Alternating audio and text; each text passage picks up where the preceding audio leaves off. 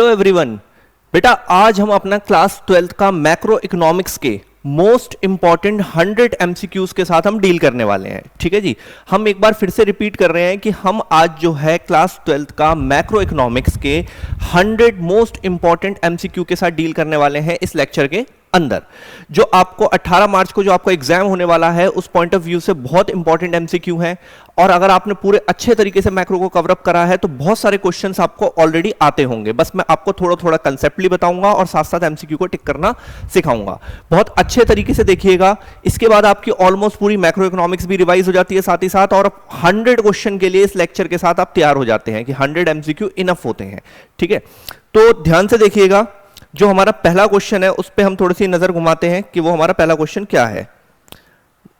First question हमें दिया गया है यहां पर, ध्यान से देखिएगा एक बार। Inventory is a dash concept. Inventory is a dash concept. Inventory का मतलब होता है, कई बार बच्चा कंफ्यूज रहता है, आपने अकाउंट्स वगैरह में भी पढ़ा होगा, इन्वेंट्री मतलब जो माल का स्टॉक होता है। ठीक है जी, तो आराम आराम से समझते हैं। मैंने आपको अच्छे से बताया था, इन्वेंट्री जो होता है वो one kind of stock concept होता है। ठीक है, क्योंकि स्टॉक क्या होता है, एक पर्टिकुलर पॉइंट ऑफ टाइम पर देखा जाता है। स्टॉक वेरिएबल वो वेरिएबल होते हैं जो एक पर्टिकुलर पॉइंट ऑफ टाइम पर देखा जाता है, हम उसको बोलते हैं स्टॉक। ठीक है जी, उसके बाद बोल रहा है change in inventory. Change in inventory is a flow concept होता है, क्योंकि चेंज तो चलता रहता है over a period of time.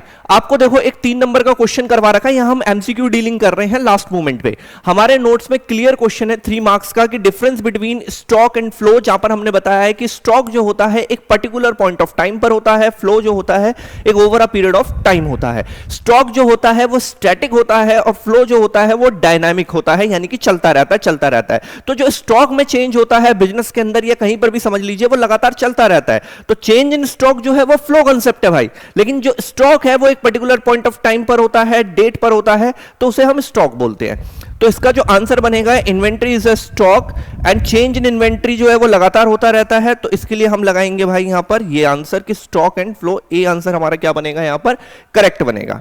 ठीक है जी, उसके बाद आते हैं अगले क्वेश्चन पे। नेशनल इनकम से ही है, ये चैप्टर्स भी आपको क्लियर होने चाहिए कि भैया कहां से क्वेश्चन पूछा जा रहा है। इफ एन इकोनॉमी है एक value of net factor income from abroad. देखो सबसे पहले एक चीज क्लियर कर लो, मैंने आपको सिखाया था NFIA, net factor income from abroad. अगर आपको ना दिया हो तो यह ऐसे बनाया जाता है, factor income from abroad minus factor income to abroad करके निकाला जाता है। ये हमने न्यूमेरिकल सेक्शंस करते हुए बहुत बार करा है। ठीक है जी, तो अब इसमें क्या करा है उसने कि NFIA की फिगर दे दी 200, यहां लगाया। The value of to abroad की भी दे रखी है, इसको हम बोल देते हैं फैक्ट फ्रॉम, हमें नहीं दे रखा। टू अब्रॉड हमें दिया हुआ है 40। सही है भाई, तो ये 40 बेटा इधर माइनस का है, इधर आके प्लस हो जाएगा, तो आंसर क्या बन जाएगा हमारा 240। तो 240 का जो ऑप्शन है वो ऑप्शन नंबर क्या दिखाई दे रहा है हमें, सी दिखाई दे रहा है। बहुत बेसिक था, थोड़ा सा दिमाग की एक्सरसाइज करवा रहा है और चैप्टर में ट्रिक्स को भी जैसे कहते हैं हम रिवाइज करवा रहा है। अगला सुनिए, third question. Which of the following transaction is not included?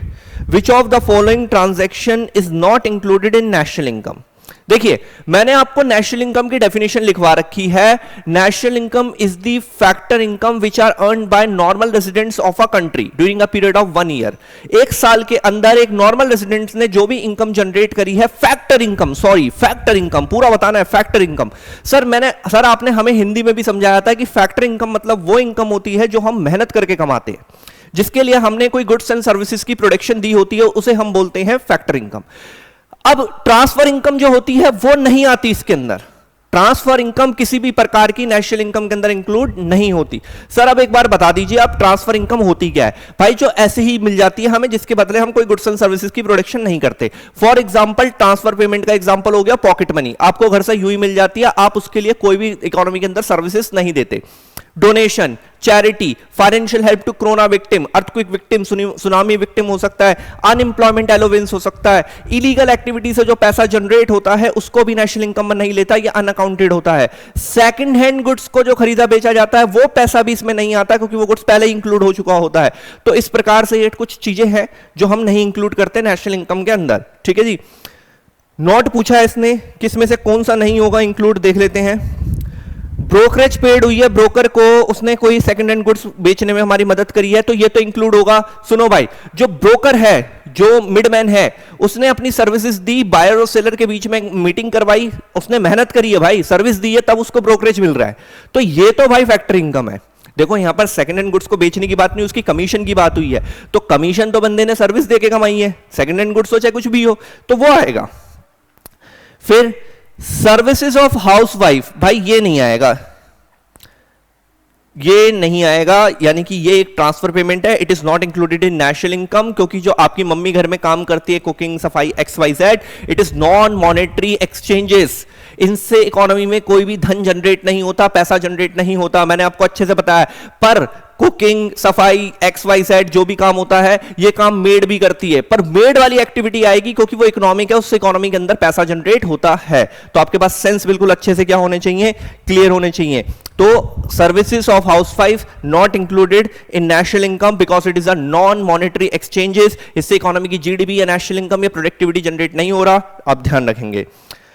Hopefully आपको समझ में आ रहा है, 3 क्वेश्चन हमने बहुत अच्छे से करे हैं। अब आगे सुनिए, मैं आपको बहुत ज्यादा रिकॉलिंग पे रखूंगा। फाइनल गुड्स, इंटरमीडिएट गुड्स में डिफरेंस पढ़ाया गया है आपको, कंजम्पशन गुड्स, कैपिटल गुड्स में डिफरेंसेस पढ़ाए गए हैं, नोट्स में सारा अवेलेबल है ये सारी चीजें। एक कार खरीदी गई है हाउस होल्ड के द्वारा, यानी कि आप में और हमने मिलकर, या आपने ही खरीदी, आपके पापा ने खरीदी, XYZ एक कार खरीदी है, ठीक है जी।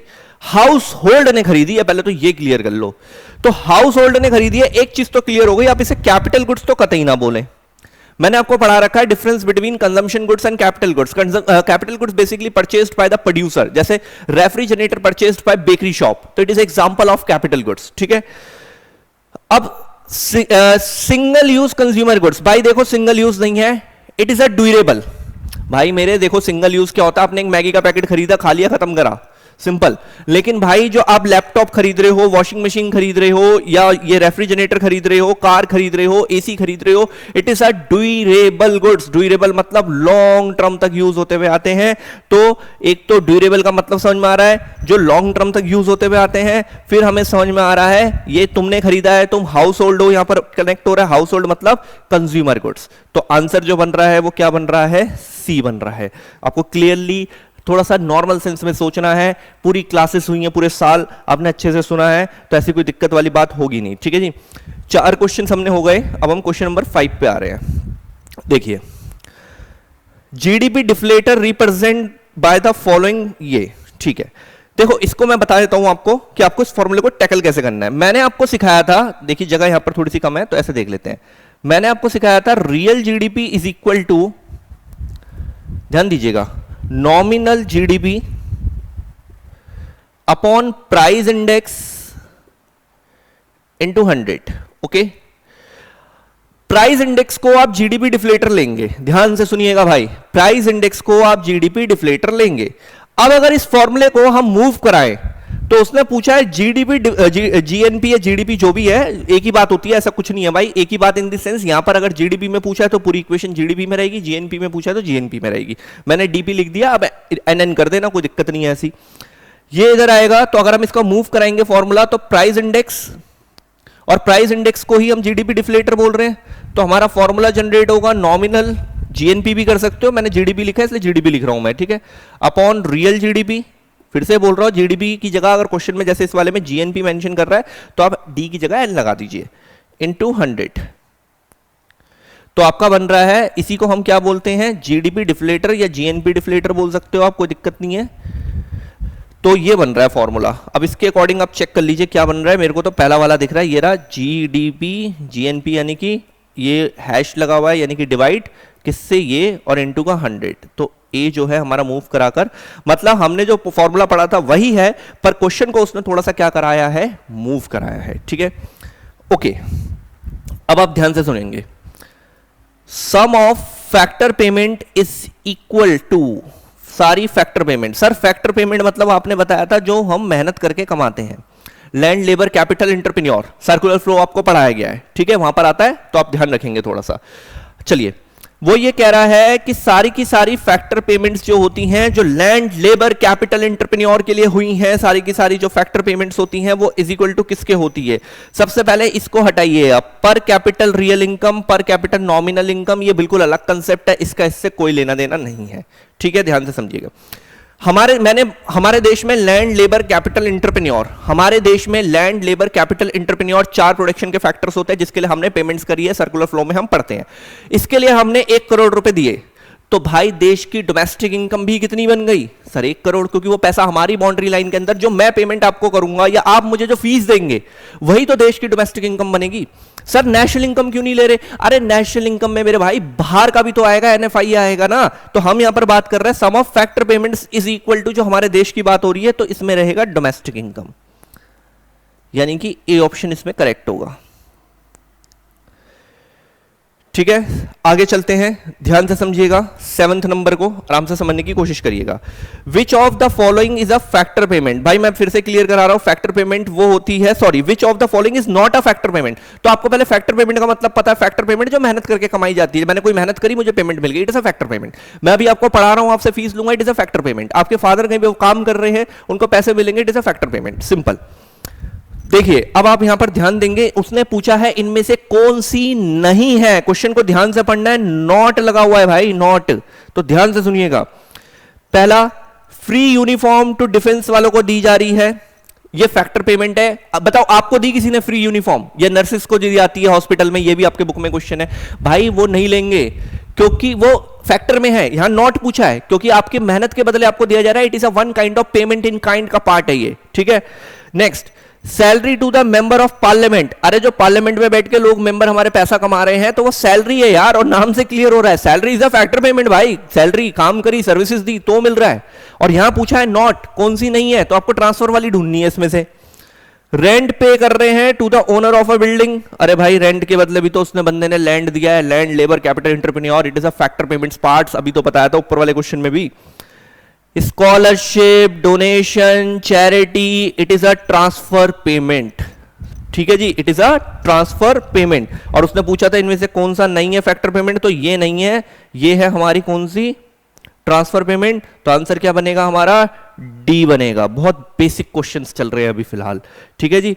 7 क्वेश्चंस के साथ हम डील कर चुके हैं, बहुत सारी चीजें, पर मसली कि आपने अब तक ना सिलेबस को निपटाया हो अच्छे से, तो ही आपको बेटरली समझ में आएगा कि मैं आपको क्या समझा रहा हूं।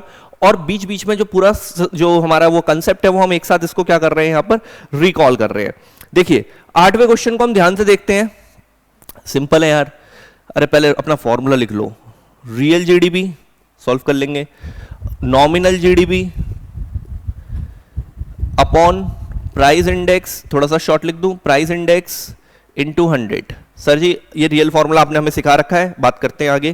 क्या पूछा है इसने? नॉमिनल जीडीपी दिया गया है 840, ठीक है, तो बहुत इजी है यार। Nominal GDP 840 upon price index 120 into 100 रहेगा।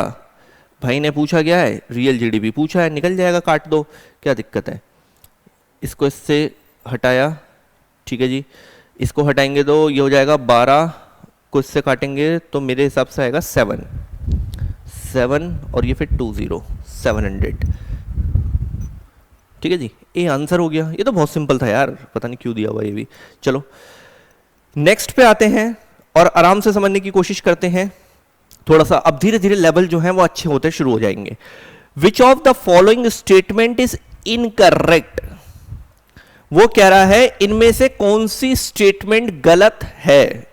अब यहां पर आपने नेशनल इनकम होपफुली बहुत अच्छे से करा हुआ है, तो आपको सारे एलिमेंट को मिक्स करके उसने क्वेश्चन बनाया। इनमें से कौन सा इनकरेक्ट है, ठीक है जी, बता देंगे इनकरेक्ट कौन सा है। उसने पहला ऑप्शन दिया है कि जीडीपी एट एमपी है हमारे पास, ठीक है, पहले ऑप्शन से डील करते हैं। जीडीपी एट एमपी है हमारे पास, वो इक्वल है जीडीपी एट एफसी प्लस, बिल्कुल सही लिखा हुआ है यार, जीडीपी एट एफसी है, उसमें एनआईडी जोड़ देंगे, एफसी में एनआईडी जोड़ते हैं तो वो एमपी में कन्वर्ट हो जाता है। पहली इक्वेशन बिल्कुल सही लिखी हुई है, पहली तो सही है भाई, हमें गलत वाली पकड़नी है बेटा, ये ध्यान रखना। अब देख लेते हैं एक बार, डीलिंग हम सबके साथ करेंगे। एनएनपी एट एम, नहीं भाई पहला वाला ये गलत दिख रहा है यार। वो कह रहा है कि NNP at MP, NNP MP is equal to NNP FC। यार ये दो चीजें एक साथ कैसे हो सकती हैं? NNP FC is not equal है NNP FC, ये कैसे भाई? ये MP में है, ये FC में है, इसको इक्वल करने के लिए NID जोड़ना पड़ेगा, तो ये तो गलत लिखा है इसने। बी ऑप्शन मुझे गलत दिख रहा है भाई, बाकी को भी पढ़ लेते हैं। GNP at MP is equal to GNP at MP plus, हाँ बिल्कुल सही है। देखो यहाँ नेशनल इनकम है, बहुत ध्यान से सुनिएगा, यहां पर नेशनल इनकम है और यहां पर डोमेस्टिक है, तो डोमेस्टिक को नेशनल बनाने के लिए इसने NFIA जोड़ दिया इसमें, ये भी सही है। अब बेटा देखो मैं फिर कह रहा हूं, ये बात तब समझ में आएगी जब आप इसको कर चुके हैं। नेशनल इनकम को कम से कम 2-3 बार करवाया गया है आपको क्लासेस के अंदर, ध्यान दीजिएगा। NNP at FC is equal to national income, बहुत बार बताया क्लास में, बच्चा बैठा होता है क्वेश्चन में आ जाता है नेशनल इनकम निकालो, नेशनल इनकम का सिंबल होता है NNP एट FC। मुझे सारे सही लगे हैं बी को छोड़ के, क्योंकि बी बहुत ज्यादा गलत लिखा हुआ है कि NNP at MP is equal to NNP at FC। अरे भाई कैसे यार, क्या लॉजिक है इस बात का? तो आंसर क्या बन रहा है? बी, क्योंकि उसने क्या पूछा था हमसे? गलत वाला पूछा था, इनकरेक्ट वाला क्वेश्चन पढ़ लो ऊपर, इनकरेक्ट बताओ। तो ठीक है भाई, बताया आपको हमने इनकरेक्ट। चलिए अब हम क्वेश्चन नंबर 10 पे आते हैं।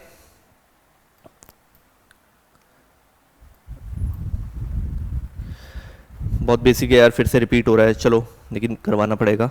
देखिए real GDP is equal to क्या होता है? Nominal GDP upon price index into 100। पढ़ लेते हैं अब। रियल जीडीपी दिया गया है आपको 520 रुपए, XYZ जो भी है। उसके बाद आपको दिया गया है नॉमिनल जीडीपी नहीं दिया गया है, उसकी नॉमिनल जीडीपी दिया गया 650, sorry nominal GDP 650, price index आपको निकालना है इनटू 100 है, ठीक है जी। तो आराम आराम से समझते हैं, ये प्राइस इंडेक्स इधर इनटू में आ जाएगा, 650 अपॉन 520 हो जाएगा और इनटू में 100 हो जाएगा।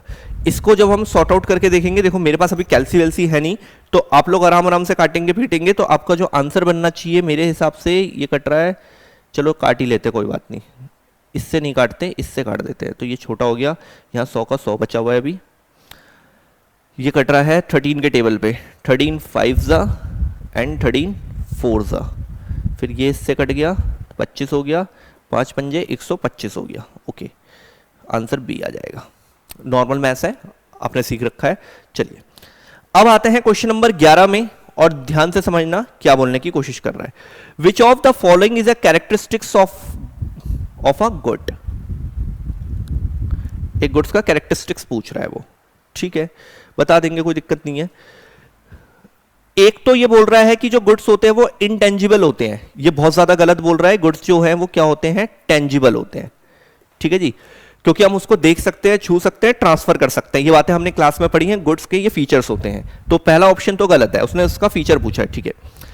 कैन बी स्टोर, ये वाला मेरे को सही लग रहा है। अगर यहां पर लिखा होता कैन बी ट्रांसफर्ड तो भी सही होता, क्योंकि भाई कोई भी गुड्स है यार, आपका पेन है, पेंसिल है, XYZ है, वो दिख सकता है, विजिबल है, टेंजिबल है, स्टोर कर सकते हो, ट्रांसफर कर सकते हो, ठीक है। डी ऑप्शन भी मेरे को टोटल गलत रख रहा है, सी भी पढ़ूंगा अभी मैं, पहले जो जल्दी जल्दी हट सकते हैं उसे हटा देते हैं। कैन नॉट बी ट्रांसफर, अरे भाई क्यों नहीं, गुड्स तो ट्रांसफर हो सकता है, ये भी गलत है। उसके बाद बोला है, सी भी गलत है, production and consumption must happen simultaneously. Simultaneously का मतलब ये होता है भाई कि एक साथ, अभी बना अभी खाओ, अभी बना, ऐसा नहीं होता भाई, स्टोर करके भी खाते हैं हम लोग। तो इसका जो आंसर बन रहा है वो क्या बन रहा है भाई? बी बन रहा है, कैन बी स्टोर। बिल्कुल सिंपल है, 11th का क्या बनेगा? बी बनेगा, ठीक।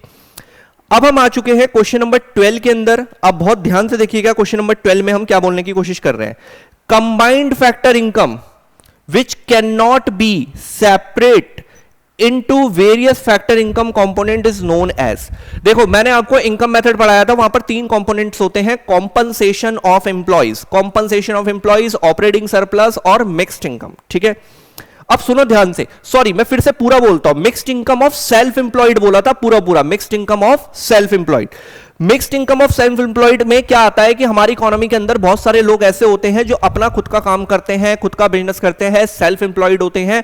तो उसमें बहुत सारे लोग आ जाते हैं यार, प्लम्बर भी आ जाता है उसके अंदर, इलेक्ट्रिशियन भी आ जाता है, कारपेंटर भी आ जाता है, और ये सारे बेचारे जो पैसा कमाते हैं, ये एक फैक्टर इनकम होती है, मेहनत करके कमाते हैं, गुड्स एंड सर्विसेज दे के इकोनॉमी से जनरेट करते हैं, ठीक है। तो इसमें सब मिक्सअप होता है। और आपको अगर फॉर्मेट अच्छे से याद हो यार, कॉम्पनसेशन ऑफ एम्प्लॉइज के 3 कंपोनेंट्स होते थे, wages and salaries, payment in kind, employers contribution to social security schemes. Classification हो रहा है भाई, कॉम्पनसेशन एम्प्लॉइज में 3 एलिमेंट है, क्लासिफिकेशन हो रहा है। ऑपरेटिंग सरप्लस में रेंट, इंटरेस्ट, रॉयल्टी आ रहा है, वहां भी क्लासिफिकेशन हो रहा है। लेकिन मिक्स्ड इनकम में मेरे भाई क्लासिफिकेशन नहीं हो रहा, सिर्फ एक स्टेटमेंट लिख देता है वो mixed income of self employed, बात खत्म, उसी के अंदर सब है। ठीक है, तो इसको हम सेपरेट नहीं कर सकते, इसीलिए उसने वर्ड यूज करा है कैन नॉट बी सेपरेटेड। तो मिक्स्ड इनकम को हम सेपरेट नहीं कर सकते, इसमें बहुत सारे लोग मिक्सअप है, अलग अलग एलिमेंट इसमें मिक्स नहीं हो पा रहे हैं। तो आंसर क्या बन रहा है 12th नंबर का? डी बन रहा है। ठीक, होपफुली आप पूरा रिकॉल कर पा रहे हैं कि जो भी हमारा इसमें पैटर्न चल रहा है उसको समझिए ध्यान से। 13 नंबर पे आ रहे हैं अब हम। Dash of the goods is the principle basis of classifying the goods into intermediate और फाइनल। ओहो, 3 नंबर का डिफरेंस क्वेश्चन हमने हर बार करा है क्लास के अंदर, टेस्ट में बार बार करा है, क्योंकि इससे बहुत सारे क्वेश्चंस बनते हैं। वो ये कह रहा है कि किसी भी गुड्स को आप फाइनल कैटेगरी में रखेंगे, इंटरमीडिएट कैटेगरी में रखेंगे, इसको क्लासिफाई करने का जो आप पॉइंट रखते हैं वो क्या रखते हैं? प्रोडक्शन रखते हैं, कंजम्पशन रखते हैं, खर्चा रखते हैं। देखो एक्सपेंडिचर को तो हटा ही दो, ये तो कहीं नहीं पढ़ा हमने, एक्सपेंडिचर का तो कोई लॉजिक नहीं है। ठीक है, अब सुनो आगे, कंजम्पशन का भी प्रोडक्शन का भी नहीं, हम एंड यूज देखते हैं मेरे भाई। बहुत सिंपल है, सबसे पहले आप ध्यान रखना एंड यूज यानी कि सीख। सर कैसे? भाई देखो, एक दूध का पैकेट जो है हाउस होल्ड भी खरीद रहा है और एक दूध का पैकेट क्या कहते हैं बेकरी वाला भी खरीद रहा है। सर लेकिन हमें पता है बेकरी वाले के लिए इंटरमीडिएट है, क्योंकि वो उसका एंड यूज नहीं करेगा। ठीक है, आप जो खरीद रहे हो आपके लिए फाइनल है, क्योंकि आप उसका एंड यूज करोगे, आप आगे रीसेल नहीं करोगे।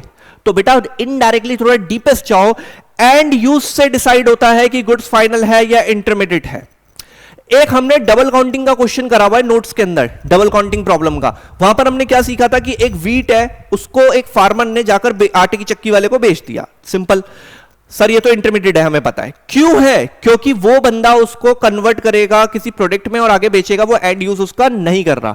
अब यही सेम व्हीट कोई हाउस होल्ड परचेस करता है तो फिर वो क्या हो जाता है? फाइनल हो जाता है, क्योंकि वो उसका क्या यूज कर रहा होता है? एंड यूज कर रहा होता है। तो आप ध्यान रखेंगे, final goods and intermediate goods classified on the basis of and use, simple. 14 number ध्यान से देखिएगा, 14 नंबर हम कैलकुलेशन कर रहे हैं जीएनपी की। किसकी कैलकुलेशन कर रहे हैं? जीएनपी। ओके, यानी कि gross national product. Which of the following को हम हटाएंगे, यानी कि इनमें से कौन सा एलिमेंट है जिसको हम हटाकर चलेंगे? सिंपल, कोई नेशनल इनकम है ना, ग्रॉस नेशनल, नेशनल इनकम में भैया फैक्टर इनकम आएगी, ट्रांसफर नहीं आएगी, तो ट्रांसफर वाली जो है नीचे 4 ऑप्शन में से उसे हटा दो। Sir ji rental income is a factor income, ये तो लेंगे। Okay sir ji interest payment, भैया फैक्टर इनकम है, क्योंकि मैंने कैपिटल लगाई है तो इंटरेस्ट आ रहा है। 4 फैक्टर्स पढ़ाए गए हैं, लैंड पे रेंट, लेबर को वेजेस, कैपिटल पे इंटरेस्ट, एंटरप्रेन्योर को प्रॉफिट, तो ये मेहनत के पैसे हैं। ठीक है, डिविडेंड्स प्रॉफिट का पार्ट है भाई, ये भी आएगा। अरे सर जी government transfer payment, transfer payments नाम से मेंशन कर दिया, ऑप्शन डी, इसको हम करेंगे एक्सक्लूड, क्योंकि ये ट्रांसफर पेमेंट है, इसके बदले हमें कुछ मिलने वाला नहीं है, ना ही कोई सर्विस आएगी, बस ये सरकार हमें ऐसी फ्री में दे देगी। तो फ्री के पैसे को हम इंक्लूड नहीं करते, ही हम पूरी नेशनल इनकम में बहुत बार पढ़ चुके हैं। चलिए क्वेश्चन नंबर 15 पर आते हैं। Which of the following items are include in calculation of national income? देखो क्वेश्चन को ना बहुत ध्यान से पढ़ना, बहुत जरूरी है, क्योंकि मेरे भाई अभी आपको एमसीक्यू में स्ट्रॉन्ग कराया जा रहा है 12th क्लास के अंदर। कुछ ही दिनों के बाद आप सीयूटी की तैयारी करेंगे तो वहां पर भी आपके एमसीक्यू पैटर्न्स बहुत अच्छे से आपको फोकस करने हैं। तो आप क्वेश्चनों को पढ़ने का एक माइंडसेट बना लीजिए कि बहुत स्लो क्लियर पढ़ लो क्वेश्चन को। Which of the following items are included, मतलब अब वो आइटम लेना है जो इंक्लूड होगा किसमें? नेशनल इनकम में। और कौन से मेथड में? इनकम मेथड में। सर आपने हमें क्वेश्चन कराए हैं, बहुत बार कराए हैं, हमें इनकम मेथड का फॉरवर्ड भी आता है, तो उसी के हिसाब से चलते हैं। कौन सा इंक्लूड होगा भाई? ध्यान से देख लेना। इनकम फ्रॉम इलीगल एक्टिविटीज, अरे नहीं भाई, अनअकाउंटेड पैसा है, ए को हटा दो। आपको पढ़ाया गया इलीगल एक्टिविटी का पैसा अनअकाउंटेड होता है, इससे देश की जीडीपी में कोई ग्रोथ नहीं होती। अनअकाउंटेड पैसा है, गुड्स एंड सर्विसेज नहीं होती। फ्री का गलत तरीका है, नहीं लेंगे। विंडफॉल गेन नहीं लेंगे। सर होता क्या है विंडफॉल गेन? मतलब अचानक से कोई गेन हो गया हमें।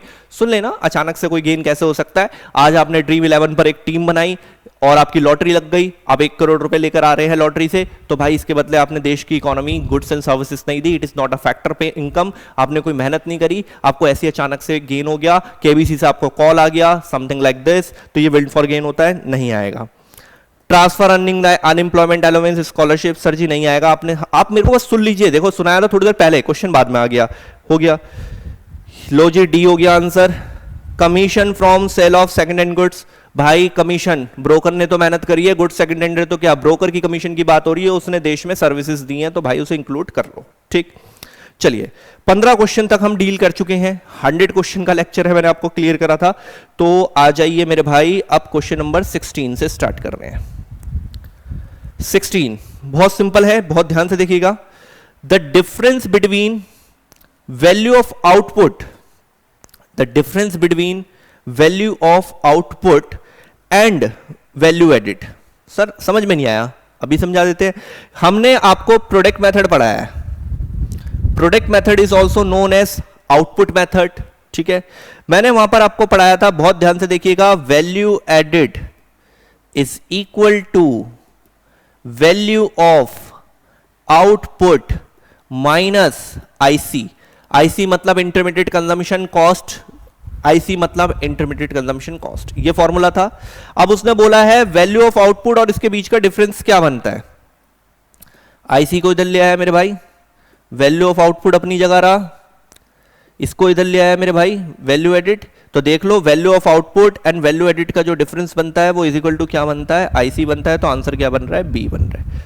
मतलब वो फॉर्मेट ही है भाई। मैंने देखो आपको अप्रैल से, पिछले साल से एक बात बोली थी कि क्लास के अंदर जो मैं आपको नोट्स बनवा रहा हूं उसे अच्छे से करिए, सब कवर होता है। और इन क्वेश्चनों से मैं आपके ब्रेन को और खोलने की कोशिश कर रहा हूं कि आप और क्वेश्चनों को वो कैसे कैसे मूव करा सकता है, वो सारी चीजें खोल लीजिए आप बस। चलिए 16वें का आंसर बी है, मुझे नहीं लगता कुछ ऐसा नया था इसको करने के लिए हमारे पास। चलिए 17 पे आ गए, क्वेश्चन ध्यान से पढ़ना है। विच of the following is not a flow concept.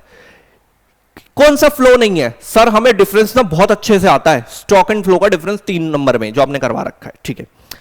Capital जो है वो स्टॉक होता है, मैंने आपको पढ़ाया था अकाउंट्स के अंदर बैलेंस शीट के ऊपर लिखा होता है कैपिटल एज ऑन 31 मार्च 2016। एक पर्टिकुलर डेट में कैपिटल मेंशन होती है, पर्टिकुलर डेट मतलब स्टॉक, पर्टिकुलर डेट मतलब स्टॉक। तो कैपिटल जो है वो स्टॉक है। भाई ने पूछा इनमें से कौन सा फ्लो नहीं है, तो भाई ये फ्लो नहीं है, ये स्टॉक है।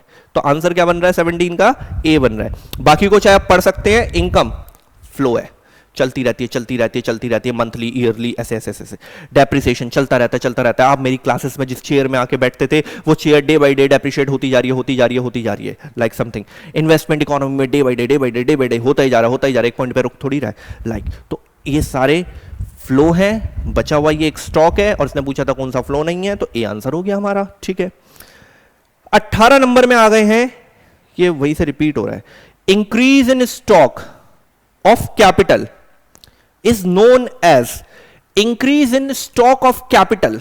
मेरी कैपिटल बढ़ती जा रही है डे बाई डे, या आपके फादर साहब की capital day by day day by day day by day day by day वो बढ़ा रहे हैं, ठीक है। तो इट इज कॉल्ड कैपिटल का निर्माण हो रहा है, कैपिटल फॉर्मेशन। फॉर्मेशन मतलब बनाना। देखो मेरी भी कोशिश है आने वाले हर रोज अपने कैपिटल्स को बढ़ाया जाए और बढ़ाया जाए, 3 साल बाद और बढ़ जाए, 4 साल बाद और बढ़ जाए, डे बाई डे बढ़े। तो it is called capital formation. दुनिया का हर स्मार्ट बंदा, हर समझदार बंदा अपनी कैपिटल को इंप्रूव करने में लगा हुआ है, तो it is the called capital formation, capital का निर्माण, ठीक है जी। चलिए 19 नंबर पे आ रहे हैं, बहुत ध्यान से समझना। 19 नंबर लिंक कर रहा है आपके चैप्टर नंबर 4 से, मनी वाले चैप्टर से, तो आप ध्यान से थोड़ा सा सुनने की कोशिश करेंगे आराम आराम से। सप्लाई ऑफ मनी के बारे में पूछा है उसने, सप्लाई ऑफ मनी के बारे में पूछा है। मनी सप्लाई की मैंने आपको डेफिनेशन तो लिखवा रखी है, it is a stock concept, ये भी बताया it is a stock concept, ठीक है सर, ये बता रखा है आपने, it is a stock concept, okay. Total money held by the people in an economy during a period of one particular year के अंदर, मतलब पर्टिकुलर पॉइंट ऑफ टाइम, क्योंकि स्टॉक कंसेप्ट है तो पर्टिकुलर पॉइंट ऑफ टाइम लगाते हैं। M1 M2 ये सब भी थोड़ा हमने डिस्कस करा हुआ है, ठीक है। तो यहां पर पूछा है सप्लाई ऑफ मनी, तो आप बहुत ध्यान से देखेंगे। Currency held by public, currency held by reserve bank RBI 1935 establishment. Currency held by public, demand deposit with commercial banks. Answer C होगा सर, कैसे होगा? मैंने आपको M1 पढ़ा रखा है, C plus DD plus OD, currency with the public. C stand for currency with the public, DD stand for demand deposits. यहां से एक और क्वेश्चन सुन लेना मेरे भाई, OD इज अदर डिपॉजिट, वो छोड़ देते हैं, ऑप्शन में नहीं है, तो C से हमारा काम बन रहा है। C ये आपको पढ़ा रखा है इक्वेशन। डीडी का मतलब होता है डिमांड डिपॉजिट। इसके अंदर दो लोग आते हैं मेरे भाई, जो हमने कमर्शियल बैंक में पैसा रखा है, सेविंग अकाउंट में भी और करंट अकाउंट में भी। कई बार क्वेश्चन आया हुआ है कि डिमांड डिपॉजिट में क्या क्या इंक्लूड होता है, तो आपको ध्यान रखेंगे सेविंग अकाउंट भी इंक्लूड होता है और करंट अकाउंट भी इंक्लूड होता है। सर इसे डिमांड डिपॉजिट इसलिए बोलते हैं क्योंकि जब भी हमें रिक्वायरमेंट होगी हम अपना पैसा विड्रॉल कर सकते हैं। तो डिमांड करी, पैसा आ गया बैंक से हमारे पास, तो लाइक दिस। तो सी ऑप्शन जो है वो हमारा इसमें करेक्ट रहेगा। क्वेश्चन नंबर 20 को देखते हैं अब।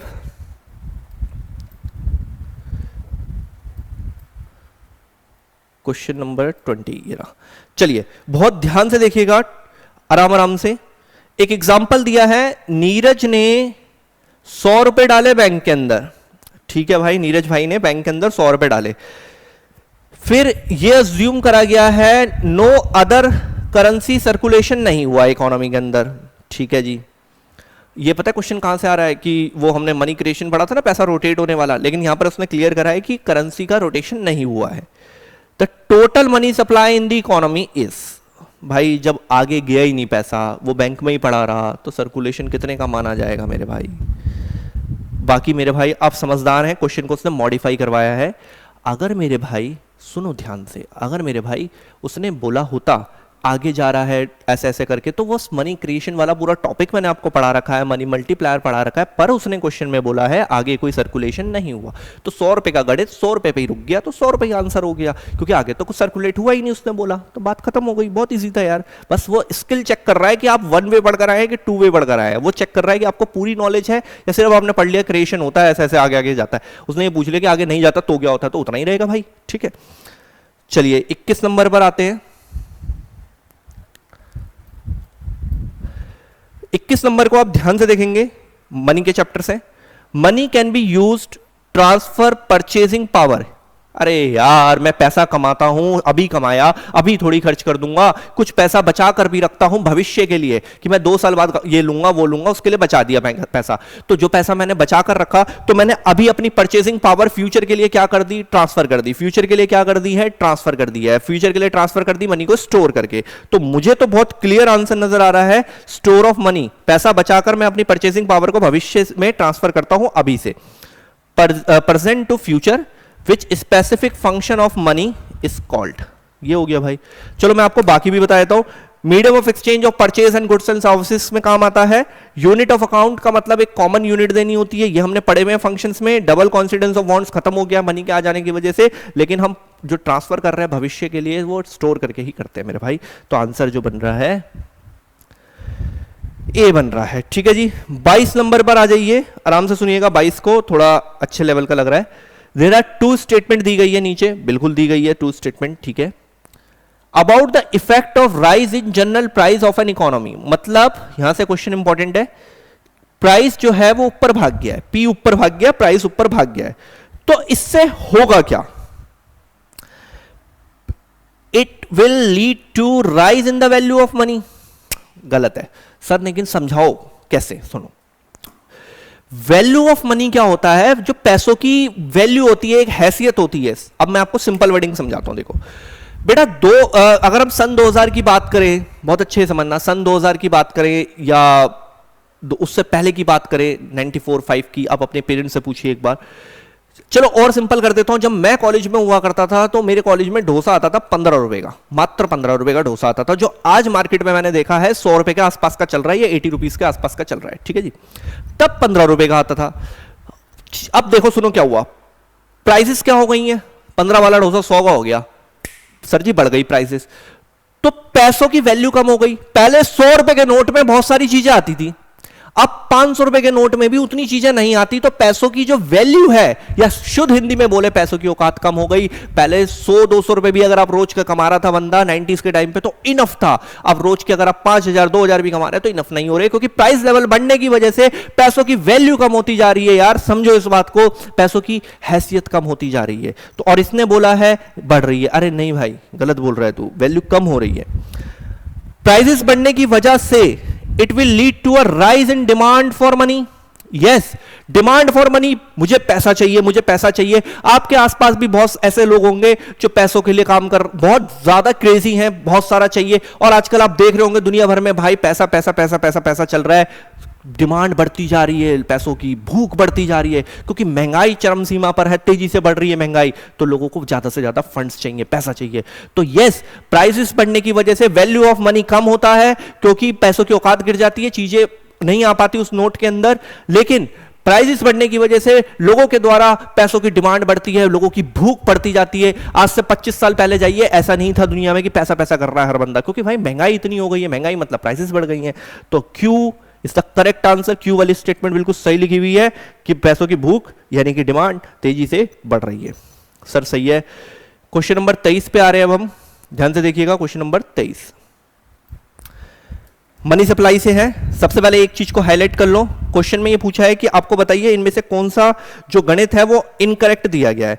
अभी 2 मिनट पहले मैंने आपको M1 तो पढ़ाया था, M1 बिल्कुल सही है आपका, C प्लस DD, DD मतलब वही डिमांड डिपॉजिट, M1 को सही लिखा हुआ है, ठीक है। मैंने यार आपको चारों पढ़ाए थे, अगर आपको अच्छे से याद हो, आप मेरे नोट्स को यार प्लीज रिक्वेस्ट है खोल के देख लीजिएगा, वरना आपको पल्ले नहीं पड़ेगा कि हो क्या रहा है। M2 के लिए मैंने याद करो आपको ऐसे पढ़ाया था कि M1 को रिपीट करा जाता है, saving with the post office आ जाता है, ठीक है। फिर M3 के लिए भी मैंने क्या पढ़ाया था बेटा, देखो M1 प्लस करके पढ़ाया था। अब देखिए M1 प्लस, लेकिन देखो M3 में उसने क्या लिखा है, M2 कर रहा है यार, गलत है भाई तेरी बात, M1 आता है यहां पर, ये स्टेटमेंट गलत है, ठीक है। तो आंसर क्या बन रहा है, C, क्योंकि उसने इनकरेक्ट ही पूछा था। सर देखो शॉर्ट रिकॉलिंग चल रही है, इसका नोट्स में है पूरा, तो आपको देखना पड़ेगा। M1, M2, M3, M4, M1 को नैरो मनी भी बोलते हैं, मैंने ये भी सिखाया था। सबसे लिक्विड फॉर्म M1 होता है, मैंने ये भी सिखा रखा है आपको, ठीक है जी। तो आइए क्वेश्चन नंबर 24 के अंदर। क्वेश्चन नंबर 24 में पूछा है आपसे, बहुत इजी लग रहा है यार ये भी। Read the following dialogues between the two peoples के बंदा सीता और रानी है कोई। Sita, I want 1 kg of potatoes, ठीक है चाहिए। Rani, what will you give in exchange. Normal conversation चल रही है, जहां तक मैं देख पा रहा हूं क्वेश्चन मनी के अंदर से, या तो बार्टर एक्सचेंज से पूछ रहा है या मनी से पूछ रहा है। Sita, I can give you 2 litre of milk in return for potato, मतलब आलू के बदले मैं तेरे को दूध दे दूंगी।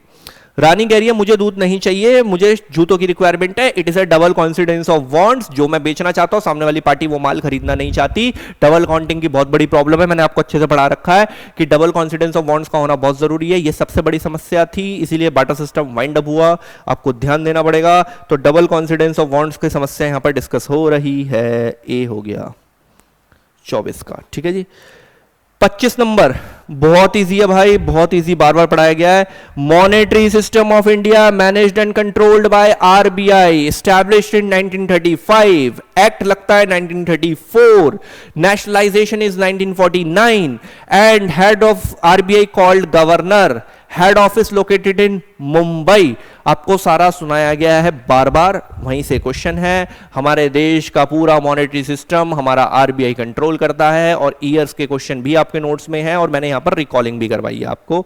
तो बहुत इजी क्वेश्चन था ये, सी नंबर, ठीक है जी।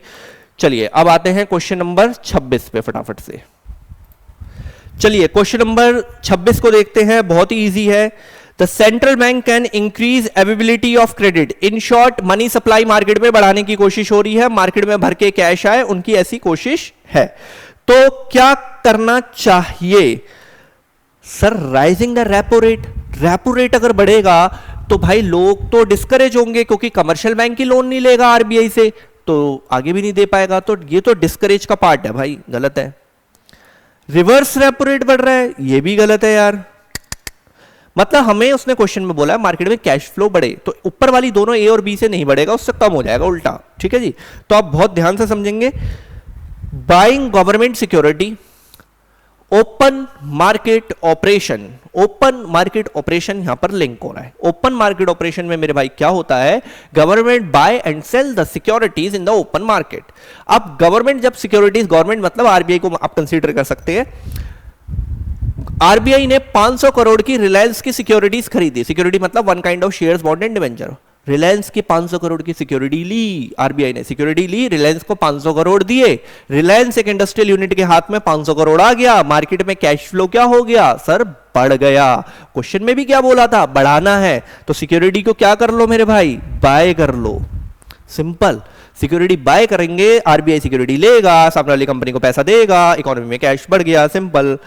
चलिए 27 नंबर पर आते हैं। बहुत इजी है यार, मैंने बताया था आप लोगों को।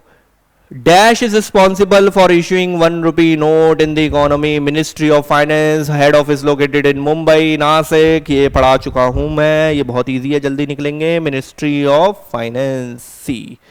ठीक है, नोट इश्यू करने के राइट्स आरबीआई के पास हैं। कॉइन्स के लिए हमने किसको रखा है, और 1 रुपीज के लिए मिनिस्ट्री ऑफ फाइनेंस, ये बहुत बार हुआ है। Identify which of the following does not interact directly with the general public. बेटा commercial bank directly interact with the public and RBI कभी भी पब्लिक के साथ डील नहीं करता। RBI deals with commercial banks. Okay, आप और हमें लोन की जरूरत होती है, हम कमर्शियल पे जाते हैं और कमर्शियल बैंक जाता है आरबीआई के पास। तो आरबीआई पब्लिक के साथ तो डील नहीं करता। क्या आप में से किसी का आरबीआई में खाता है? नहीं है, तो आपके साथ डील ही नहीं करता वो। तो उसने ये पूछा है कौन सा नहीं करता, तो रिजर्व बैंक ऑफ इंडिया तो नहीं करता भाई, बाकी सब कमर्शियल बैंक के एग्जाम्पल हैं। तो आपका क्लियर है। आगे बढ़ते हैं 29 में। 29 में आप ध्यान से देखिएगा क्या पूछ रहा है। सीआरआर वगैरह के बारे में बातें हो रही है। साक्षी जी हैं कोई, एक इकोनॉमिक्स के टीचर हैं। Explain the concept of minimum percentage of total deposit to the keep by any commercial bank with the central bank. यहां पे क्वेश्चन खत्म हो चुका है। वैसे जो भी हमारे पास डिपॉजिट आती है उसका 1% जाकर हमें आरबीआई के पास रखवाना होता है, उसको बोला जाता है सीआरआर। जो खुद रखता है उसे बोलते हैं एसएलआर, इन लिक्विड कैश। जो भी डिपॉजिट आती है कमर्शियल बैंक के पास उसका 1% उसको रखवाना होता है आरबीआई के पास, जिसे हम सीआरआर बोलते हैं। कुछ परसेंटेज उसे अपने पास रखना होता है in form of liquid assets या कैश फॉर्म में, इट इज कॉल्ड एसएलआर। और दोनों का मर्चर करते हैं तो बनता है एलआरआर। ये बातें हो चुकी हैं बहुत बार। ठीक है जी, तो बहुत सिंपल कॉन्वर्सेशन थी, यहां पर आपका क्लियर हो गया था आंसर। ठीक है, क्वेश्चन नंबर 30 पे आ रहे हैं अब हम। सॉरी, चलिए क्वेश्चन नंबर 30 में आइडेंटिफाई करना है इनमें से कौन सा फंक्शन नहीं है आरबीआई का। नॉट लगा हुआ है, मैंने क्या बोला, आप हाईलाइट कर लो क्वेश्चन में, नॉट लगा हुआ है, नहीं है। बैंकर टू द गवर्नमेंट, ये है। फॉरेन रिजर्व को स्टोर करता है, ये भी है, ध्यान दीजिएगा। Financial adviser to the government, banker to the government, ये सब आपको बता रखा है मैंने, ये सारे फंक्शन है। Issue the coin and 1 rupee note, no, ये हमारा फंक्शन नहीं है, आंसर डी लगेगा। ये काम कौन करता है हमारा, ये काम करता है हमारा ministry of finance, Nashik head office. ठीक है जी, अब हम आएंगे धीरे धीरे करके क्वेश्चन नंबर 31 पे। चलिए जी, क्वेश्चन नंबर 31 पे चलिए क्वेश्चन नंबर 31 में देखिएगा, ध्यान से देखिएगा। Suppose in an economy initial deposit है 400।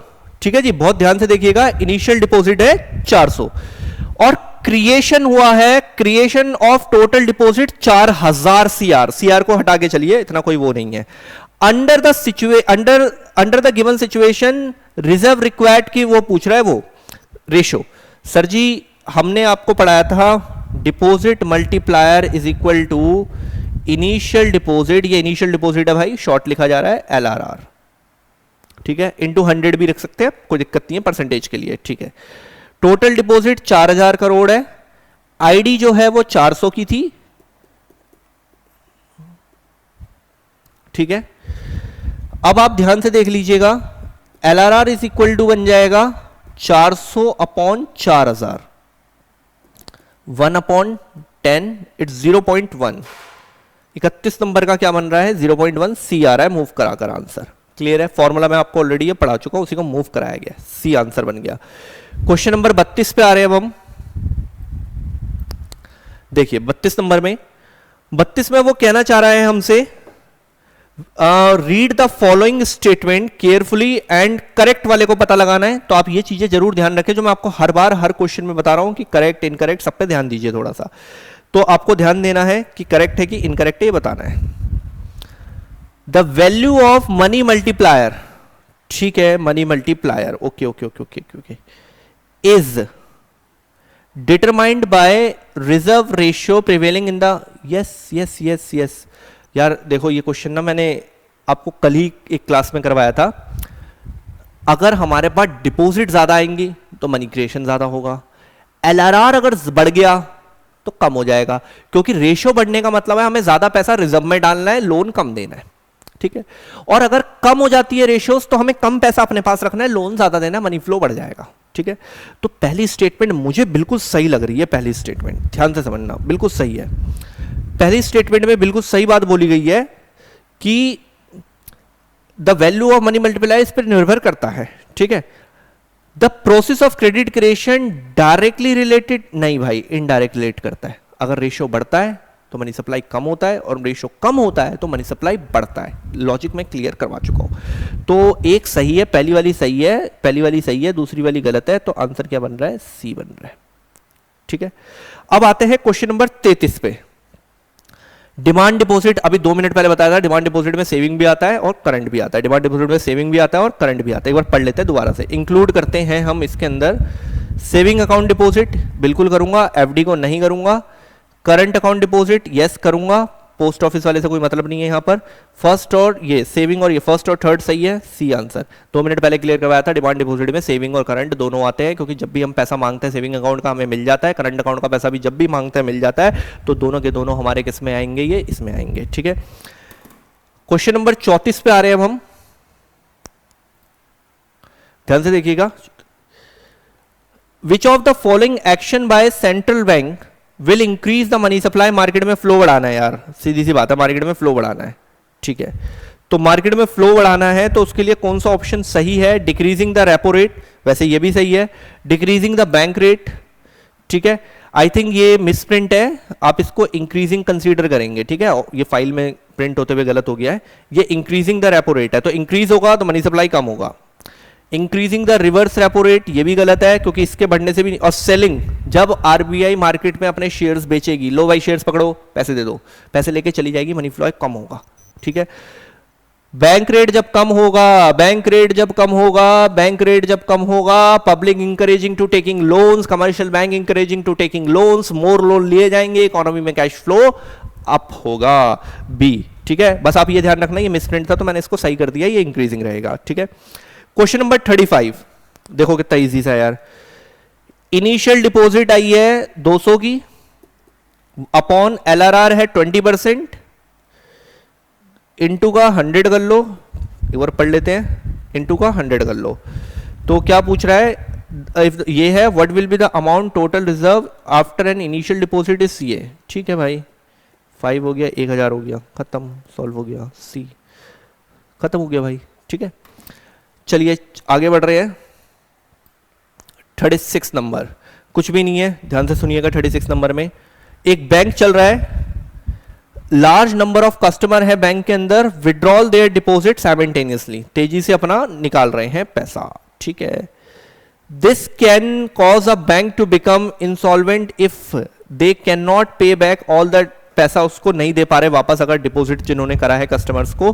कई बार ऐसा होता है, मैंने आपको अच्छे से पढ़ाया है, कई बार ऐसी सिनेरियो हो जाते हैं कि बहुत तेजी से कस्टमर बैंकों से पैसा विड्रॉल करना शुरू कर देते हैं, तो बैंक तो लोन भी बांट के बैठा होता है उन पैसों से, तो दिक्कत में आ जाता है। विच of the following facts about a bank make and run, ठीक है, मतलब make a bank run possible, कि कैसी सिचुएशन में बैंक चल सकता है वो आप बताइए।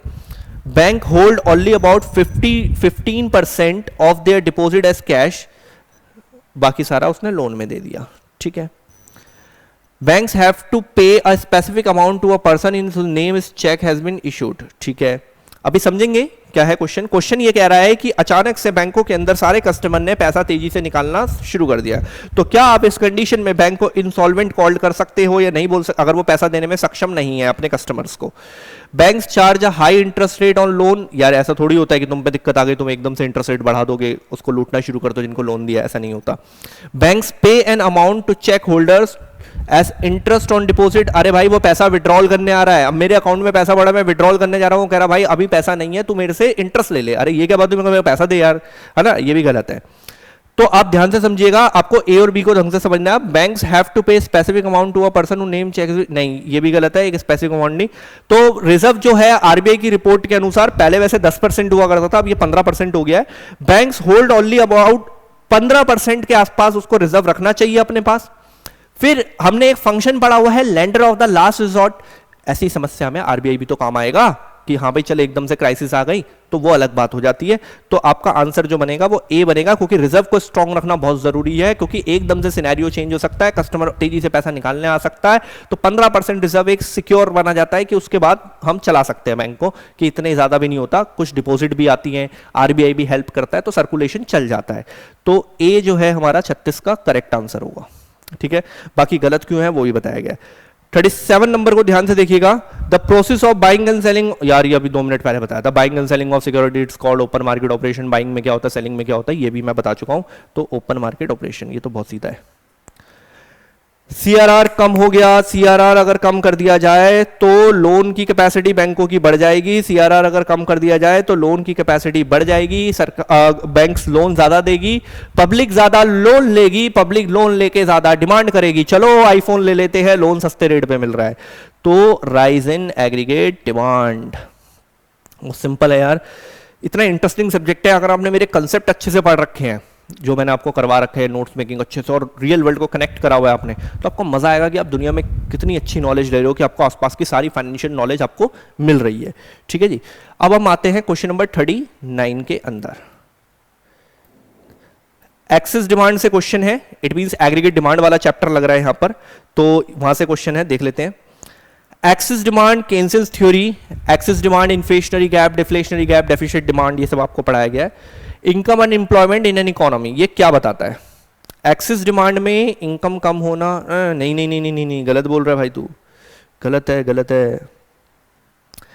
एक्सेस डिमांड का भाई ग्राफ ऐसा होता है, अगर आपको याद हो, ये एडी होता है हमारा, ये हमारा फुल एम्प्लॉयमेंट। आप ध्यान से देख लीजिएगा नोट्स में, ये ऊपर भाग जाता है, AD1 से AD2 हो जाता है।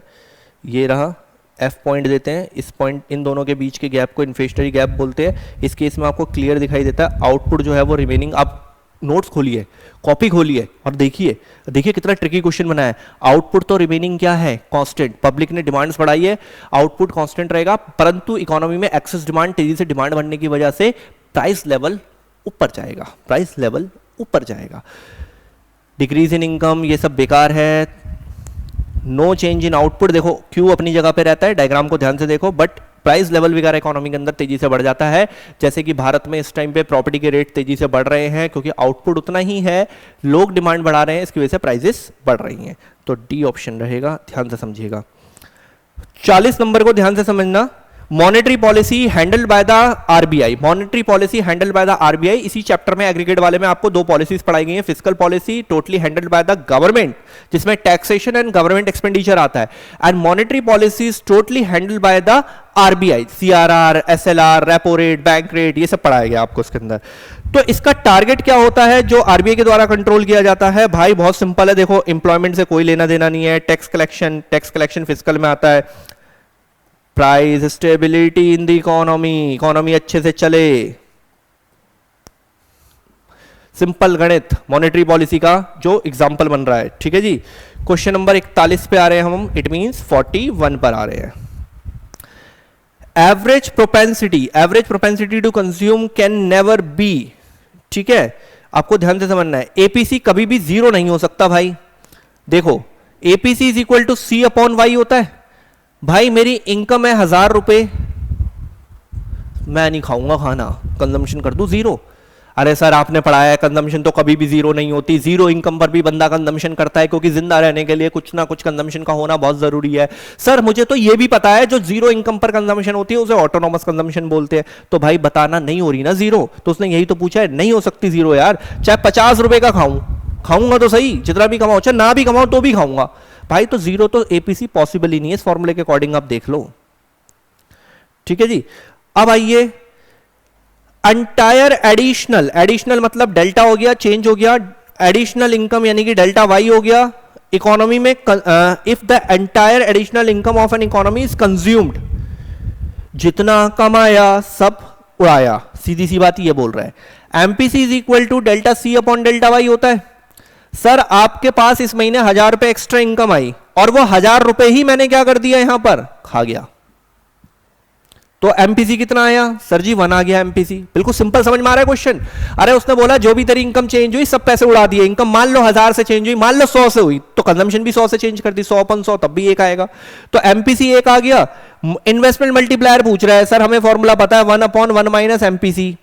1/1 माइनस 1 डाला, 1/0, इट इज इंफिनिटी, बात खत्म। और इंफिनिटी को अपन क्या बोल सकते हैं? नॉट डिफाइन, ये लिखा हुआ। इंफिनिटी को क्या बोल सकते हैं? नॉट डिफाइन, बात खत्म करो। ठीक है। 43 में आइए, 43 में बोल रहा है सपोज कर लीजिए इनकम बढ़ी है किसी बंदे की 500 से, ये तो डेल्टा वाई हो गया 100 रुपए का, चलो हटाओ। कंजम्पशन जो है वो बढ़ गई यहां से, हाँ कंजम्पशन चेंज हो गई 100 रुपए से, चलो जी। एमपीसी पूछ रहा है यार, वह वन आ गया यार, सीधा सीधा क्वेश्चन है। MPC delta C upon delta Y, one आ गया सीधे, सी खत्म। 44, if the value of APC ये दिया हुआ है, नेशनल इनकम ये दिया हुआ है, वैल्यू ऑफ सेविंग पूछ रहा है, ठीक है भाई। तो देख APC is equal to C upon Y, APC is 0.8 यहां लगाया, सी नहीं है, वाई कितना दिया है 4000, भाई मेरे इसको इंटू कराएंगे इधर लाके 3200 आएगा। कंजम्पशन आ गई 3200 की, कंजम्पशन आ गई 3200 की, इनकम है हमारे पास 4000 की, सेविंग कितनी हो गई फिर 800 की, सेविंग हो गई 800 की, सिंपल हो गया, सेविंग कितनी हो गई 800 की, तो 800 की सेविंग हो गई भाई, देख लो। चलिए जी 45 नंबर को देखते हैं, चलिए जी 45 को देखते हैं क्या बोल रहा है। एपीसी एमपीसी के फॉर्मूले आपको ट्रिक्स पर हैं, उसी से ही रिलेट कर रहा है सारा। इनकम जो है वो बढ़ गई है 50 से 60,000 हो गई है, तो इट मींस डेल्टा वाई हो गया हमारा सीधे सीधे 10,000 रुपए। कंजम्पशन बढ़ गई है इतनी, तो डेल्टा सी हो गया हमारा 8,000 रुपए। Okay, in this situation what will be the value of MPC पूछ रहा है। अरे ये तो बहुत सीधा है रे, सीधा सीधा लगाया, MPC is equal to delta C upon delta Y, 8,000 upon 10,000, 3 0 से 3 0 गया, 0.8 आंसर आ गया, तो ये रहा भाई, सिंपल हो गया। चलिए 46 पे आते हैं। In case of under employment, under employment मतलब डिफ्लेशनरी गैप की बात हो रही है, जब ग्राफ हमारा नीचे को पुश हो जाता है, ठीक है। विच of the following alternate is not true, इनमें से कौन सी स्टेटमेंट सही नहीं है जब हमारा ग्राफ एडी नीचे आ जाता है, क्योंकि उसने अंडर एम्प्लॉयमेंट के बारे में बात बोली है, ठीक है। एग्रीगेट डिमांड इज, नहीं भाई ये कैसे सही हो रहा है, एग्रीगेट डिमांड इज सही नहीं है, मतलब इसमें से वो पूछ रहा है वो aggregate demand is equal to aggregate supply, equal तो रहता है भाई, लेकिन ग्राफ नीचे आ जाता है, अपने अगर उसको गैप को अच्छे से देखा हो। ज्यादा प्रोडक्शन हो रही है, capacity in the economy, resources are not fully utilize efficiently, सही नहीं है, ये ऊपर की बातें सही हैं, उसने पूछा सही नहीं है। Resources are fully and efficiently use, अरे यार फुल्ली और एफिशिएंटली यूज होता है तो हमारा इक्विलिब्रियम जनरेट होता है मेरे भाई, ना कि अंडर एम्प्लॉयमेंट। जब भी रिसोर्स फुल्ली और अच्छे से यूटिलाइज होते हैं तो इकोनॉमी में इक्विलिब्रियम जनरेट होता है मेरे भाई, ना कि अंडर एम्प्लॉयमेंट, ठीक है। तो डी ऑप्शन उसने गलत बोला हुआ है। अब आ जाइए आप 47 पे, सी दिया है ये, आई दिया है ये, व्हाट इज द एडी, बेटा AD is equal to C plus I, खत्म, मैंने आपको पढ़ा रखा है 800, ये तो बहुत नकली था। चलो 48 पे आ जाइए। If the MPC is greater then MPS the value of multiplier is what, ठीक है। MPC is greater then MPS, तो एक अजम्पशन ड्रॉ करना जरूरी है भाई, देखो कुछ क्वेश्चंस में आपको अजम्पशंस बनानी पड़ेंगी। एमपीसी ग्रेटर है तो मान लेते हैं एमपीसी है, मान लेते हैं 0.75, तो ये क्या हो जाएगा सर जी 0.25, क्योंकि MPC plus MPS is equal to 1, ठीक है सर, ये भी ठीक है। अब अगर हम इसका मल्टीप्लायर निकालें, कहीं से भी निकाल लेना कोई भी फॉर्मूले से, कोई दिक्कत नहीं है, 4 आएगा, तो 4 जो है वो इक्वल टू 5 हो रहा है, नहीं, इक्वल टू 2 हो रहा है, नहीं, लेस देन 2 हो रहा है, नहीं, ग्रेटर देन 2 हो रहा है, यस। तो ऑप्शन के अकॉर्डिंग आपको अपना आंसर फ्रेम करना होगा, ठीक है।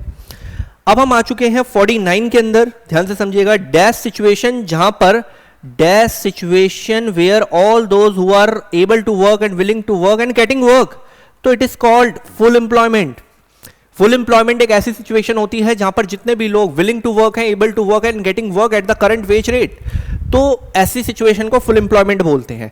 और इसका उल्टा करते हैं, आप person is willing to work, able to work but don't get work at the current wage rate, तो इट इज कॉल्ड अनएम्प्लॉयमेंट। और इसके भी कुछ प्रकार होते हैं, वॉलेंट्री, इनवॉलेंट्री, स्ट्रक्चरल, फ्रिक्शनल, ये सब मैंने आपको पढ़ाया हुआ है। और इंडनिको की अगर हम बात कर लें तो सीजनल, और उसके बाद आपका सीजनल अनएम्प्लॉयमेंट, हिडन अनएम्प्लॉयमेंट, ठीक है।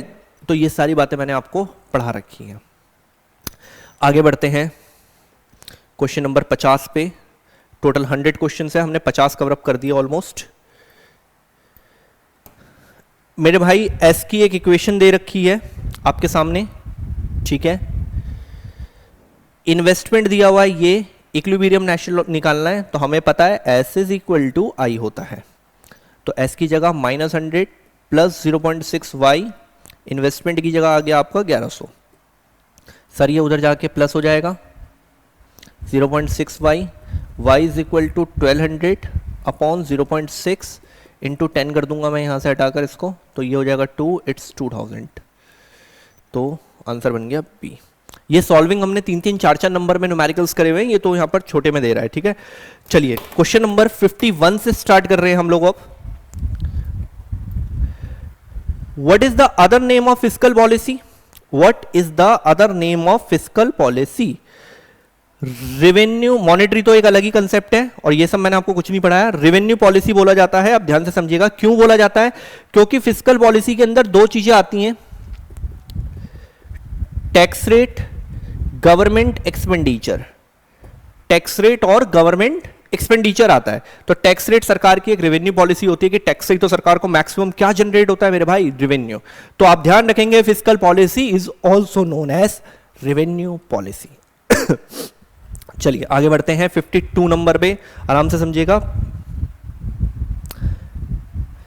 Dash is equal to the difference AD, जो नीचे है फुल एम्प्लॉयमेंट एट द ये, ठीक है। बियॉन्ड मतलब ऊपर चला गया है, ठीक है। ये हमारा एएस था, 45 डिग्री का एंगल था, ये हमारा एडी है, और ये इसके बाहर निकल गया ऊपर। तो इस सिचुएशन को जब ऊपर जाता है तो क्या बोलते हैं यार? ये तो बहुत सिंपल है, इन्फ्लेशनरी गैप। तो आंसर बनेगा बी, इन्फ्लेशनरी गैप। अब जब नीचे आता है तो डिफ्लेशनरी गैप बोलते हैं, ठीक है। Issue of new currency notes is a method of, issue of new currency note is a method of deficit financing, ठीक है।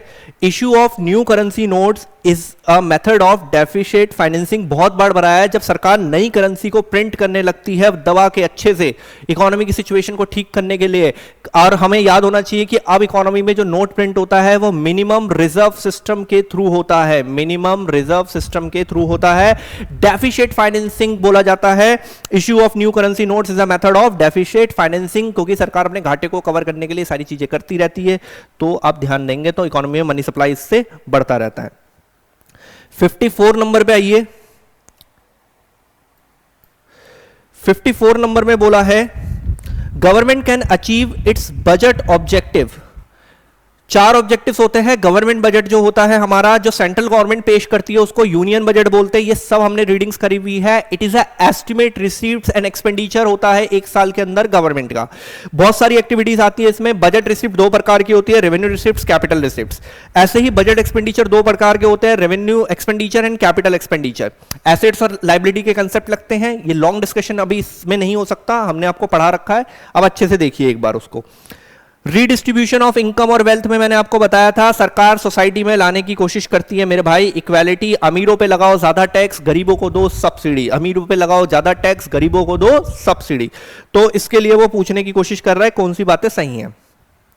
Managing the general price level वगैरह नहीं कर रहा है यार, वो सिंपल है। इंक्रीजिंग जीडीपी भी नहीं हो रहा है यहां पर। Bringing the production of goods direct, नहीं ये भी कुछ नहीं है। रैशनलाइजेशन का मतलब होता है कि एक बेसिक पॉइंट लाने की कोशिश कर रहे हैं टैक्सेस के अंदर, और पुअर सेक्शन को भी हम एक डायरेक्शन दे रहे हैं सब्सिडी के थ्रू, जिससे देश में क्या आएगी बेसिकली इक्वालिटी। डी, ठीक है जी। क्वेश्चन नंबर 55 पर आ गए हैं अब हम। 55 नंबर 55। पब्लिक गुड्स, जो आपके घर के आसपास कोई पार्क होगा जिसको हम पब्लिक गुड्स के नाम से जानते हैं। पार्क जो होता है पब्लिक गुड्स होता है। पुलिस जो होती है वो पब्लिक के लिए होती है, पब्लिक गुड्स होता है। पहले तो ये क्लियर कर लीजिए। केयरफुली इस स्टेटमेंट को पढ़ना है और अपना ऑल्टरनेट को नीचे क्या करना है, हमें सिलेक्ट करना है, ठीक है। Public goods are those services are collectively consumed by public. Collectively मतलब सबके द्वारा। बेटा जो पार्क है आप भी जा सकते हो, मैं भी जा सकता हूं, पुलिस को आप भी बुला सकते हो, मैं भी बुला सकता हूं। Roads it is a public goods, तो आपको ध्यान देना है ये सब एग्जांपल है पब्लिक गुड्स के और सब कंज्यूम करते हो। बेटा मैं आपके यहां पढ़ाने आता हूं दरियागंज, तो उस रोड पे पहले से लोग चल रहे होते हैं, मैं भी आके चल रहा होता हूं भाई। आप मेरे यहां भी आ सकते हैं, मैं भी चल रहा हूं, आप भी चल सकते हैं, कलेक्टिवली यूज हो रहा है, it is called public goods.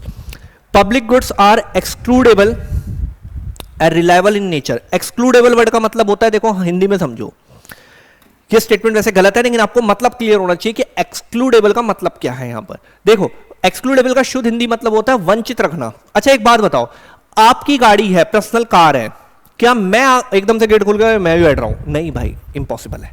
आप कहोगे नहीं सर क्या कर रहे हो, ये मेरी गाड़ी है, ये मेरा फोन है, आप मेरे को एक्सक्लूडेबल कर रहे हो सर, दूर रहिए थोड़ा, है ना, लाइक समथिंग वंचित। लेकिन आप एक बात बताइए, एक बस है उसमें आप हो, बस आई मैं भी चढ़ गया, क्या मेरे और सर आप क्यों आ रहे हो, हम चढ़े हुए इस बस में? अरे भाई नहीं कर सकता तू, क्योंकि पब्लिक गुड्स है।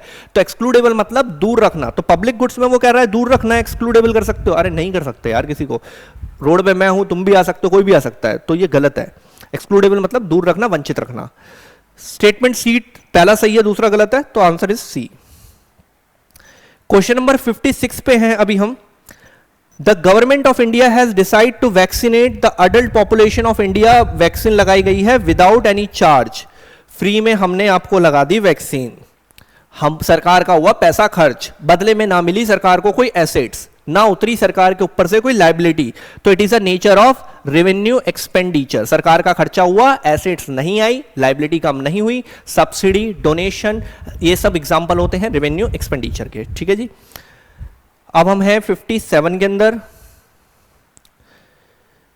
Identify which of the following, इनमें से कौन सा एग्जांपल नहीं है टैक्स रेवेन्यू का? इनमें से कौन सा एग्जांपल नहीं है टैक्स रेवेन्यू का? बाकी तीनों में टैक्स लगे हुए हैं यार, तो ये तो टैक्स रेवेन्यू हो गया। नहीं पूछ रहा है स्पेशल असेसमेंट्स, सीधा सीधा खत्म करो, कितना आसान था यार, सीधा सीधा पूछ रहा है। बाकी में टैक्स लगाइए, टैक्स रेवेन्यू उसमें नहीं लगा, वो नहीं है भाई, खत्म, इतना अच्छा क्वेश्चन है। 58 पे आ रहे हैं अब हम।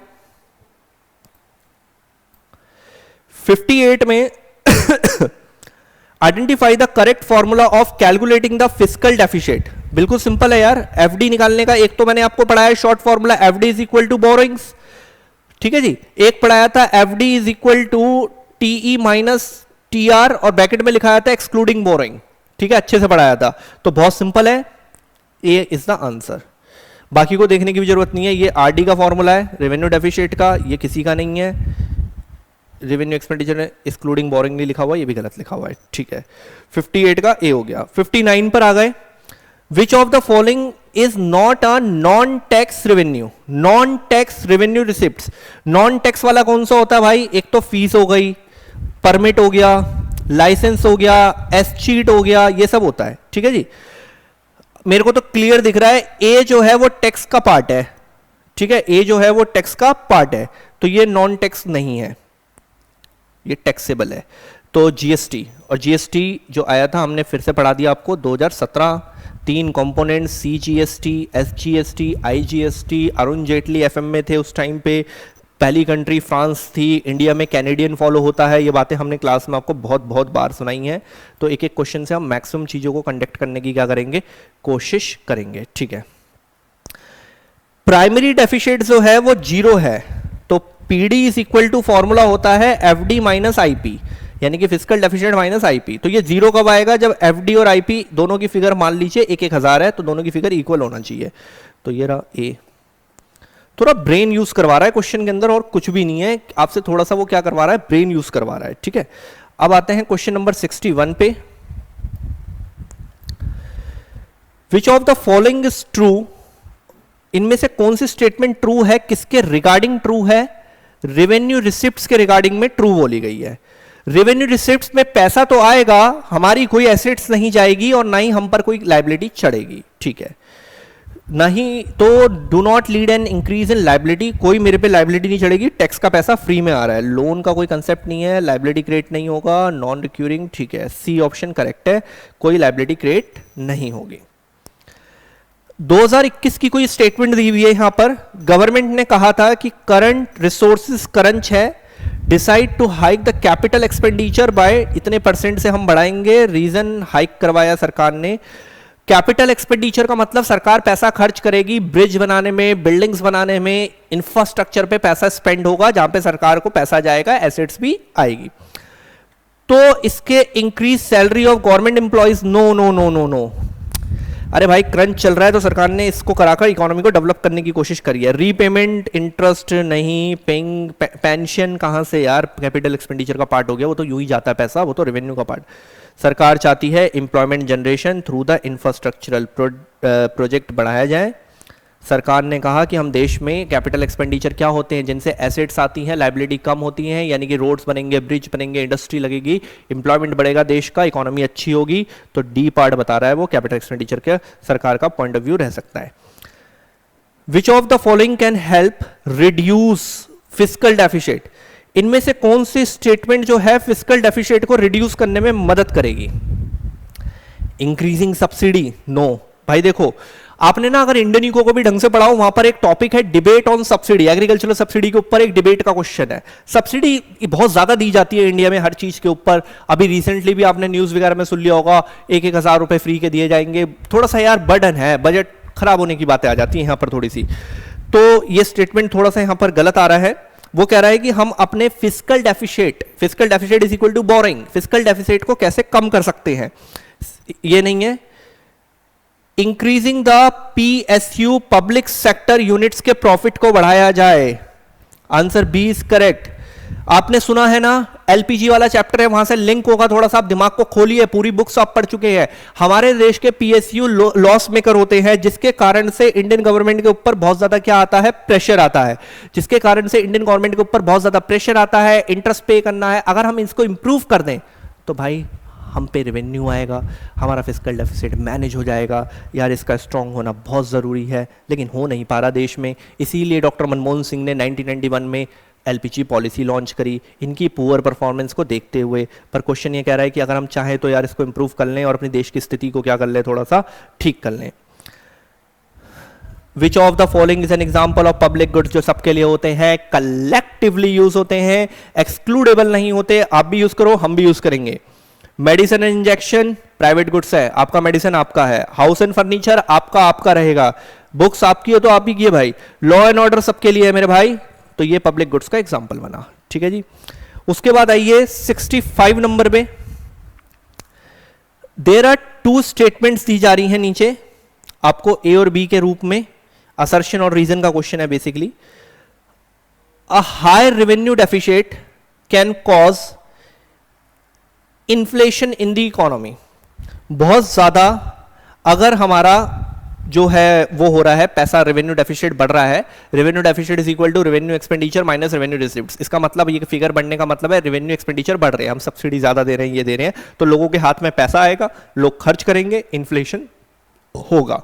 तो पहली बात तो सही है। अभी जैसे केजरीवाल ने बोला 1,000 रुपए मिलेंगे, तो बिना प्रोडक्टिविटी के उनको 1,000 रुपए मिल जाएंगे ऑडियंस को, वो खर्च करेंगे, मार्केट में एडी बढ़ेगा, एडी बढ़ेगा तो प्राइस बढ़ेगा, इन्फ्लेशन बढ़ेगा। ठीक है। Rising expenditure of the government, बढ़ रहा है खर्चा सरकार का।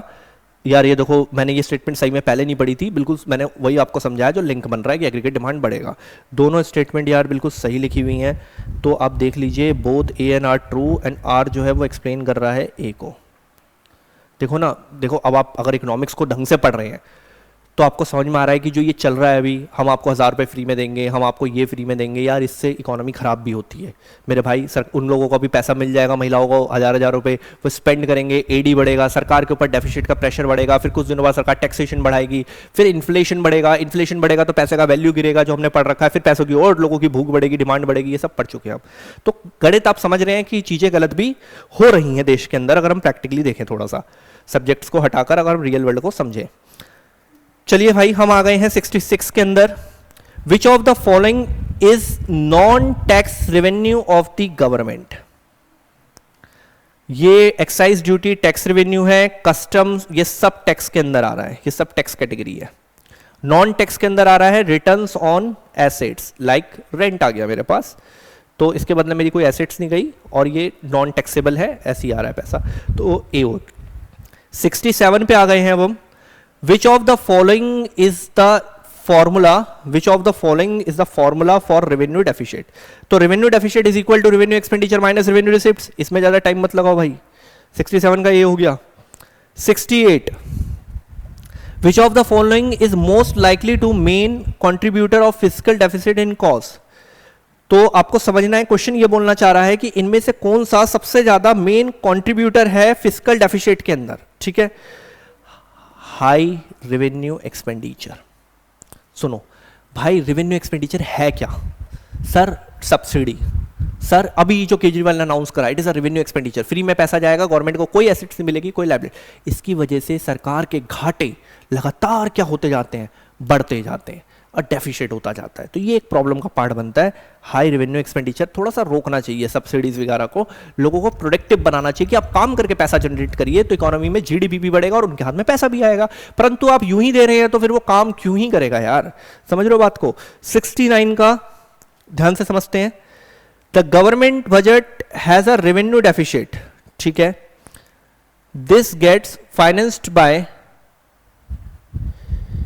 borrowing, okay, borrowing, disinvestment, tax revenue and indirect taxes। क्या पूछना चाह रहा है, एक बार दोबारा पढ़ता है क्वेश्चन को। The government budget has a revenue deficit में चला गया, this gets financed by. Okay, हमारा रेवेन्यू डेफिसिट चल रहा है बहुत ज्यादा, तो गवर्नमेंट इसको ठीक करने के लिए क्या सिचुएशंस कर सकती है भाई? या तो उधारी लेगी कहीं से, या फिर डिसइन्वेस्टमेंट करेगी। सर जी डिसइन्वेस्टमेंट हमें पता है जब सरकार अपना पीएसयू उठाकर बेच रही होती है, जैसे कि मैंने बताया था 2 साल पहले सरकार ने अपना एयरपोर्ट टाटा को बेचा, it is a called disinvestment. ये आपको पढ़ाया गया 91 की पॉलिसी के बाद ये चीजें चालू हो गई हैं देश के अंदर। तो सरकार इन 2 तरीकों से इसको ठीक करने की कोशिश करेगी, फाइनेंस्ड बाय। तो इन 2 तरीकों से, मतलब बोरिंग कर लो, और इसीलिए हम पे इतना कर्जा बढ़ता जा रहा है, क्योंकि भाई हमारी जो बजट है वो नेगेटिव चल रहा है, डेफिसिट चल रहा है, तो इसलिए बोरिंग का साइज बढ़ता ही जा रहा है। तो ये भी एक प्रॉब्लम का क्या बनता है, हमारा पार्ट बनता है। ठीक, अब आते हैं हम क्वेश्चन नंबर 70 पे। Question number 70, which of the following statement is not true for fiscal deficit के बारे में। फॉर्मूला हमें ऑलरेडी पता है, फिस्कल डेफिसिट के 3 फॉर्मूले मैंने आपको पढ़ाए हैं। पहला सही है, FD is equal to borrowing, पहला सही है भाई। ठीक है, गलत वाला पकड़ना है इसमें, टोटल एक्सपेंडिचर, टोटल, ये ना गलत है क्योंकि इसमें पीछे ना वो नहीं लगा हुआ, ये स्टेटमेंट गलत है। एक्सक्लूडिंग बोरिंग नहीं लिखा भाई, देखो ध्यान से पढ़ना है। Total expenditure minus total receipt तो होता है, पर ब्रैकेट में आपको क्या मेंशन करना है, एक्सक्लूडिंग बोरिंग। एक्सक्लूडिंग बोरिंग 3 से 4 और बताया गया है, ये गलत स्टेटमेंट है। अदर देन बोरिंग बोल रहा है, ठीक है, तो ये तो सही हो गया। अदर देन बोरिंग मतलब बोरिंग को हटाकर एक्सक्लूड कर दिया। Increase the future liability of the government, ठीक है, और भाई FD is equal to borrowing है, तो बोरिंग लिया तो लाइबिलिटी तो बढ़ा सरकार के ऊपर। तो स्टेटमेंट कुछ बाकी तीनों सारी सही हैं, गलत कौन सी चल रही है इसमें, बी वाली गलत है, क्योंकि उसमें एक्सक्लूडिंग बोरिंग वर्ड यूज नहीं करा उसने, इसलिए हम उस स्टेटमेंट को क्या बोल रहे हैं, गलत बोल रहे हैं। ठीक, चलिए क्वेश्चन नंबर 71 से करेंगे अब हम। चलिए देखिए 71 नंबर से। 71 नंबर जो क्वेश्चन है वो आ रहा है हमारा फॉरेन एक्सचेंज रेट से आ रहा है। ठीक है जी, फॉरेन एक्सचेंज रेट से लिंक कर रहा है। वो ये बोल रहा है कि $1 जो है वो 80.50 का चल रहा है, $1 इज 80.50। तो हमारे पास जो है वो 2 लाख रुपए के आसपास का अमाउंट है। तो वो कह रहा है कि इतने रुपए में कितने डॉलर हमारे पास अवेलेबल हो सकते हैं। तो सिंपल गणित हो गया, 2 लाख रुपए हमारे पास हैं और $1 चल रहा है 80.50 का। डिवाइड करके जो संख्या आएगी यहां पर, उतने डॉलर आपको सामने वाला देगा रेट के हिसाब से। तो अगर आप इसको डिवाइड करेंगे तो ये आपका ये आंसर आने वाला है। ठीक है जी, आप करके देख सकते हैं अपने पास से। तो ए आंसर इसका जनरेट होगा। क्वेश्चन का मीनिंग बिल्कुल सिंपल है, 80.50 यानी कि 80 रुपीज के आसपास का वो डॉलर है जो फिगर दी गई है, और 2 लाख रुपए हमारे पास हाथ में है। तो हमने उसको डिवाइड करो, हमारी क्वांटिटी पता चल जाएगी कि हमें कितने क्वांटिटी के डॉलर मिल सकते हैं। अब आइए 72 में। देखिए फॉरेन एक्सचेंज में 3 सिस्टम होते हैं। फिक्स्ड, जिसको मैनेज करती है गवर्नमेंट, फिक्स्ड वाले में गवर्नमेंट रहती है। Rate of exchange controlled by the government. Okay, ये हमारा पास था बेसिकली। अब फ्लेक्सिबल चलता है जहां पर रेट ऑफ एक्सचेंज डिटरमाइंड होता है on the basis of demand and supply. And third is managed floating, it is also known as dirty floating, जहां पर डिमांड एंड सप्लाई भी होता है एंड गवर्नमेंट का इंटरवेंशन भी होता है। गवर्नमेंट मतलब आरबीआई का इंटरवेंशन भी होता है। तो 3 प्रकार की पॉलिसीज हैं, थोड़ा सा रिकॉल कराया हमने ताकि हम आगे बढ़ पाए। इनमें से कौन सी स्टेटमेंट के बारे में पूछ रहा है वो, कि इनमें से कौन सी स्टेटमेंट आपके सामने ट्रू लग रही है। फ्लेक्सिबल एक्सचेंज रेट जो है the government more flexible to maintain large stock of, यार ऐसा तो कुछ नहीं है भाई, बल्कि आपने अगर ध्यान से इसके मेरिट्स और डीमेरिट्स पढ़े हो तो फिक्स्ड वाले में रिजर्व रखा जाता था, फ्लेक्सिबल वाले में कोई रिजर्व रखने की आवश्यकता ही नहीं है। In the managed floating exchange rate government intervention by sell, अरे ये क्या है, गलत है भाई, total. In the fix exchange rate market forces, नहीं भाई गवर्नमेंट करता है, ये कह रहा मार्केट फोर्सेस, तू भी गलत है भाई। In the manage floating exchange rate the central government intervention, भाई ये देखो स्टेटमेंट सही है। ऑप्शन ऐसे बड़े बड़े बना करना आपको डराने की कोशिश कर रहा है। अगर आपने मेरे नोट्स और अच्छे से क्लासेस को अटेंड कर रखा है और अपने ब्रेन को खोला हुआ है तो आपके लिए ये बिल्कुल मजाक क्वेश्चन है कि ऐसा कुछ भी नहीं है कि इसमें आप डर जाएंगे। ठीक है जी, बहुत इजी पेपर है और रियलिस्टिक सब्जेक्ट है तो वैसे ही आसान हो जाती है कहानी। अब हम हैं बेसिकली किस पे, 73 पर हैं। पहले 73 को निपटाते हैं। दो फ्रेंड की बात हो रही है, मीरा सिंधु डिस्कस कर रही हैं एक्सचेंज रेट के बारे में। Under this system the exchange rates are determined by the market forces of demand and supply. तो यहां तक तो बात हो गई फिलहाल फ्लेक्सिबल कैटेगरी की, ठीक है। और फिर उसने बोला authority to keep exchange rate within specific range, ठीक है। जो हमारी अथॉरिटी है वो उसमें थोड़ा सा इंटरवेंशन कर रही है, ये बोलने की कोशिश कर रहा है, डेलिब्रेट एफर्ट्स डाल रही है ताकि एक्सचेंज रेट थोड़ा कंट्रोलेबल रहे, स्पेसिफिक रेंज पे रहे, ज़्यादा ऊपर नीचे ना हो, एक रेंज तक फंसा रहे। तो अथॉरिटी कंट्रोल कर रही है, साथ में डिमांड एंड सप्लाई भी मेंशन हुआ है यहाँ पर।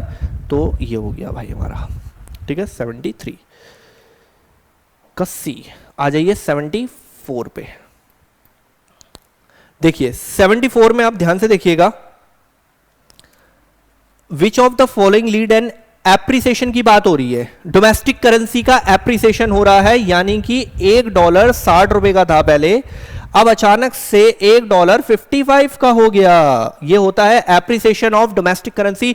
हम एप्रिशिएट हुए हैं, हमें ₹60 की जगह 55 देना है, हम स्ट्रांग हुए हैं, एप्रिशिएट हुए हैं। सर ऐसे केस में मुझे पता है हमारा एक्सपोर्ट नीचे आएगा, इंपोर्ट ऊपर जाएगा, एक्सपोर्ट नीचे आने की वजह से एनआई भी नीचे आएगा। एनआई मतलब नेशनल इनकम या प्रोडक्टिव लेवल ऑफ इकोनॉमी, ठीक है।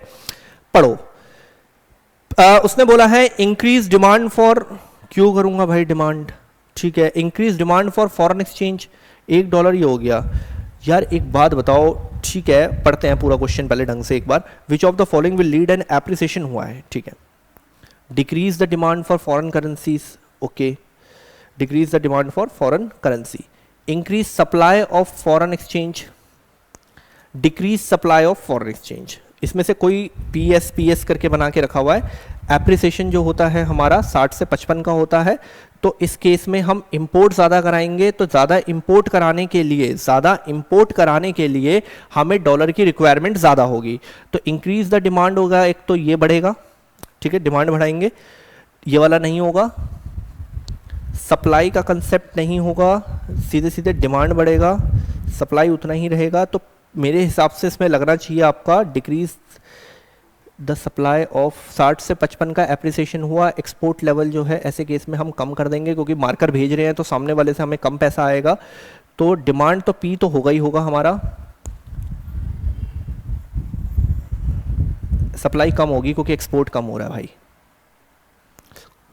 सप्लाई करते एक्सपोर्ट करेंगे तब डॉलर आएगा, सप्लाई बढ़ेगी। अब इस केस में एक्सपोर्ट तो कम हो रहा है। अब देखो क्वेश्चन को ध्यान से समझ लो, कॉम्प्लिकेट था, हल्का सा कॉम्प्लिकेशन कराया उसने, क्योंकि 4 स्टेटमेंट उलझाने के लिए बनाई है। 60 से 55 हुआ, एप्रिसिएशन हुआ, हमने पहले ही ड्रॉ कर लिया। इस केस में एक्सपोर्ट कम होता है। पहले मैं ये मार्कर भेजता था, मुझे ₹60 मिलते थे, अब भेजूंगा 55 मिलेंगे, मैं नहीं भेजूंगा।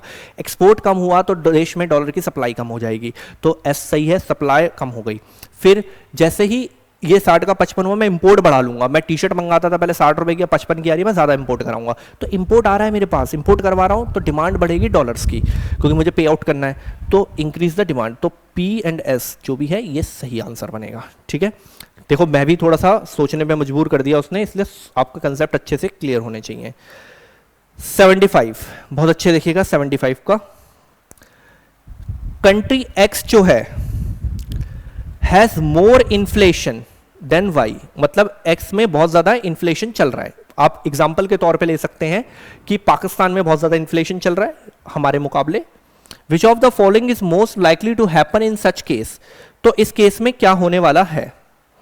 अगर बहुत इन्फ्लेशन चल रहा है जिस देश में, तो आपको बताना है कि क्या होने वाला है। हमारे rise in import from country Y में इंपोर्ट लेवल बढ़ेगा, वो ये कहना चाह रहा है कंट्री वाई में इंपोर्ट लेवल बढ़ेगा। ठीक है, तो वो बाहर से मंगा रहा है, इसमें ज्यादा country X has more inflation to country Y. Rise in export तो वो नहीं कर पाएगा क्योंकि महंगाई बढ़ रही है। देखो एक्स में महंगाई बढ़ रही है तो वो एक्सपोर्ट करने में तो सक्षम नहीं हो रहा, जैसे कि आप पाकिस्तान के हालात को देख सकते हैं। From country X, a rise in export from country X, ये नहीं हो सकता। Deficit trade balance for country X के लिए, ठीक है, तो उन्हें इंपोर्ट कराना पड़ेगा। Okay, a surplus trade country Y के लिए, हमारे पास ज्यादा इन्फ्लेशन नहीं है तो हमारा सरप्लस नहीं है, ये नहीं होगा। वाई इंपोर्ट बढ़ाएगा क्योंकि दूसरे देशों में महंगाई चल रही है। इसका आंसर जो बनेगा मेरे भाई, आप डी पे रहेंगे, ज्यादा वैलिड रहेगा, ध्यान से समझिएगा क्यों रहेगा ऐसा, बहुत अच्छे से समझिएगा। एक्स में बहुत ज्यादा इन्फ्लेशन हो रहा है तो कंट्री वाई जो है वो ज्यादा से ज्यादा गुड्स क्या करवाने की कोशिश करेगी, इंपोर्ट खरीद लेंगे। क्यों खरीदेंगे कंट्री एक्स से, क्योंकि कंट्री एक्स में महंगाई चल रही है, इसका मतलब वहां पर प्रोडक्शन बढ़ना चाहिए। तो ये थोड़ा सा इंटरनेशनल ट्रेड का कंसेप्ट लग जाता है, आपसी रिलेशन, WTO हमने पढ़ा हुआ है, WTO 1995 का, कि हमें सामने वाले के साथ रिलेशन अच्छे करने तो हम उनसे इंपोर्ट लेना शुरू करेंगे। मतलब यार देखो सिंपल है, वाई अगर इंपोर्ट करा रहा है तो एक्स क्या कर रहा है, एक्सपोर्ट कर रहा है, तो जब एक्स माल भेज रहा है तो उसके देश की प्रोडक्टिविटी बढ़ना शुरू होगी और वो इकोनॉमी अच्छी हो जाएगी। इस पॉइंट ऑफ व्यू से आंसर को ड्रॉ करा गया है। तो आप इस पे रहेंगे ताकि हम उनसे इंपोर्ट कराएं, ताकि उसके देश में फिर उसको ऑर्डर मिलेंगे इंपोर्ट के, तो वो बनाएगा, वो हमें देगा माल बनाकर, उसकी इकोनॉमी अच्छे सेंस में आना शुरू हो जाएगी। देखिए इंडियन रियल एस्टेट कंपनी है, उसको रेंट मिला है गूगल से इन न्यूयॉर्क, ठीक है, इंडियन रियल एस्टेट कंपनी को रेंट मिला है गूगल से, और कहां पे मिला है, न्यूयॉर्क के अंदर मिल रहा है उसको rent.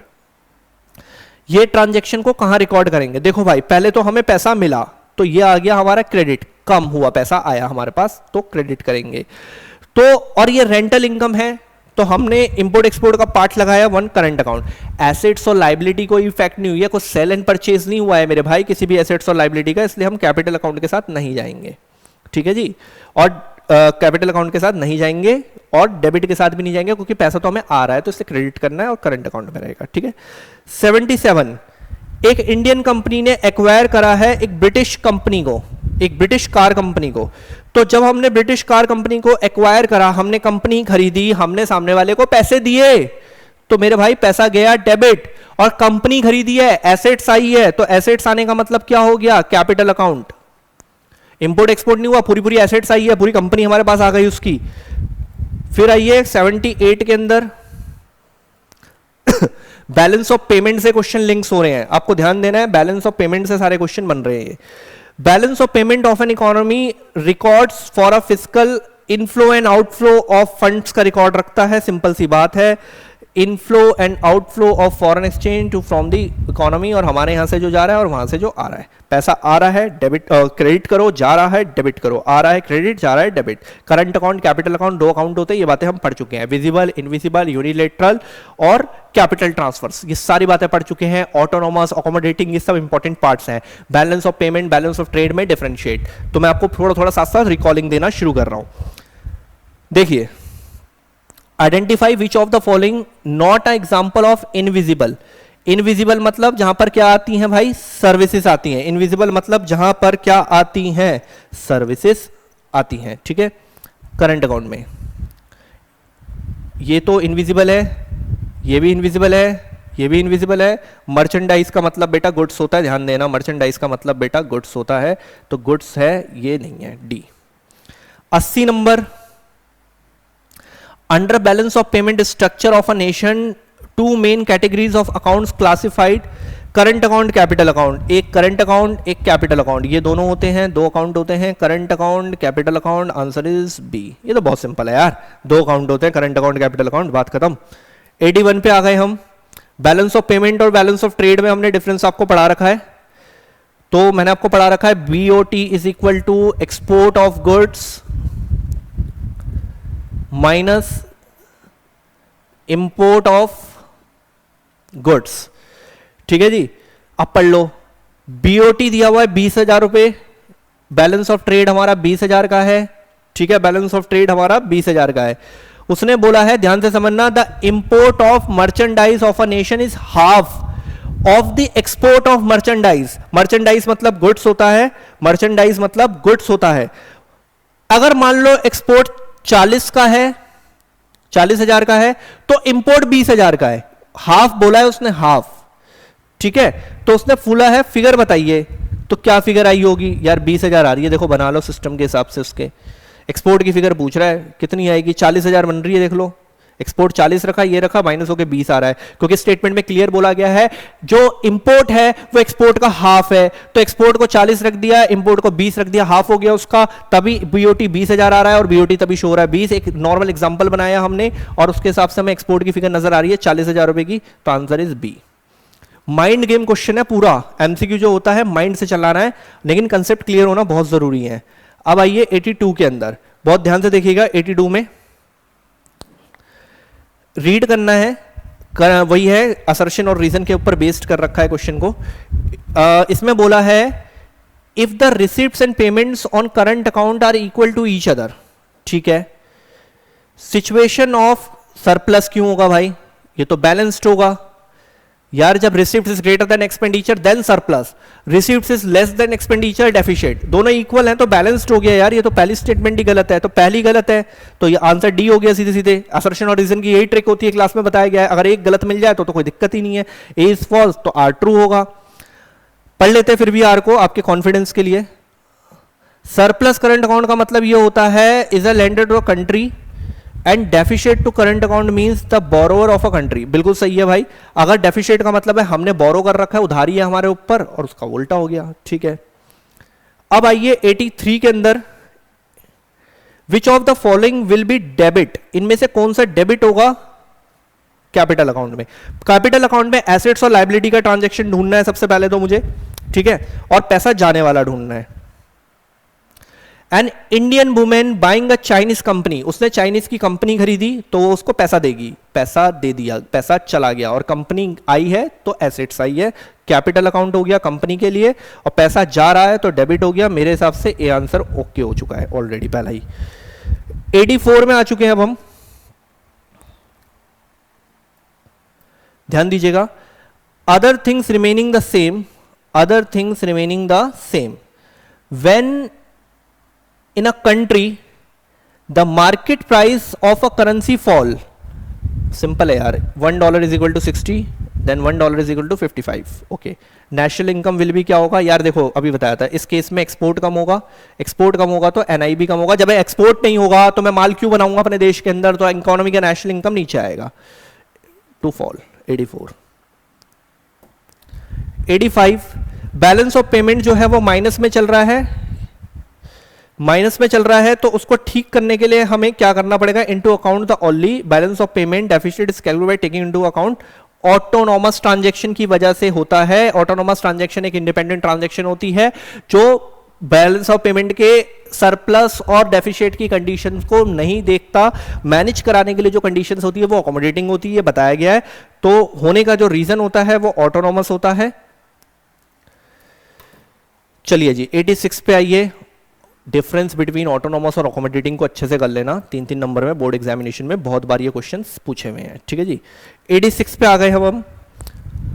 BOT is equal to export of goods minus import of goods बताया गया है। सिर्फ गुड्स को लेते हैं हम, BOT को पढ़ते हुए सिर्फ गुड्स को लेते हैं, सिर्फ गुड्स को लेते हैं। पढ़ लो स्टेटमेंट।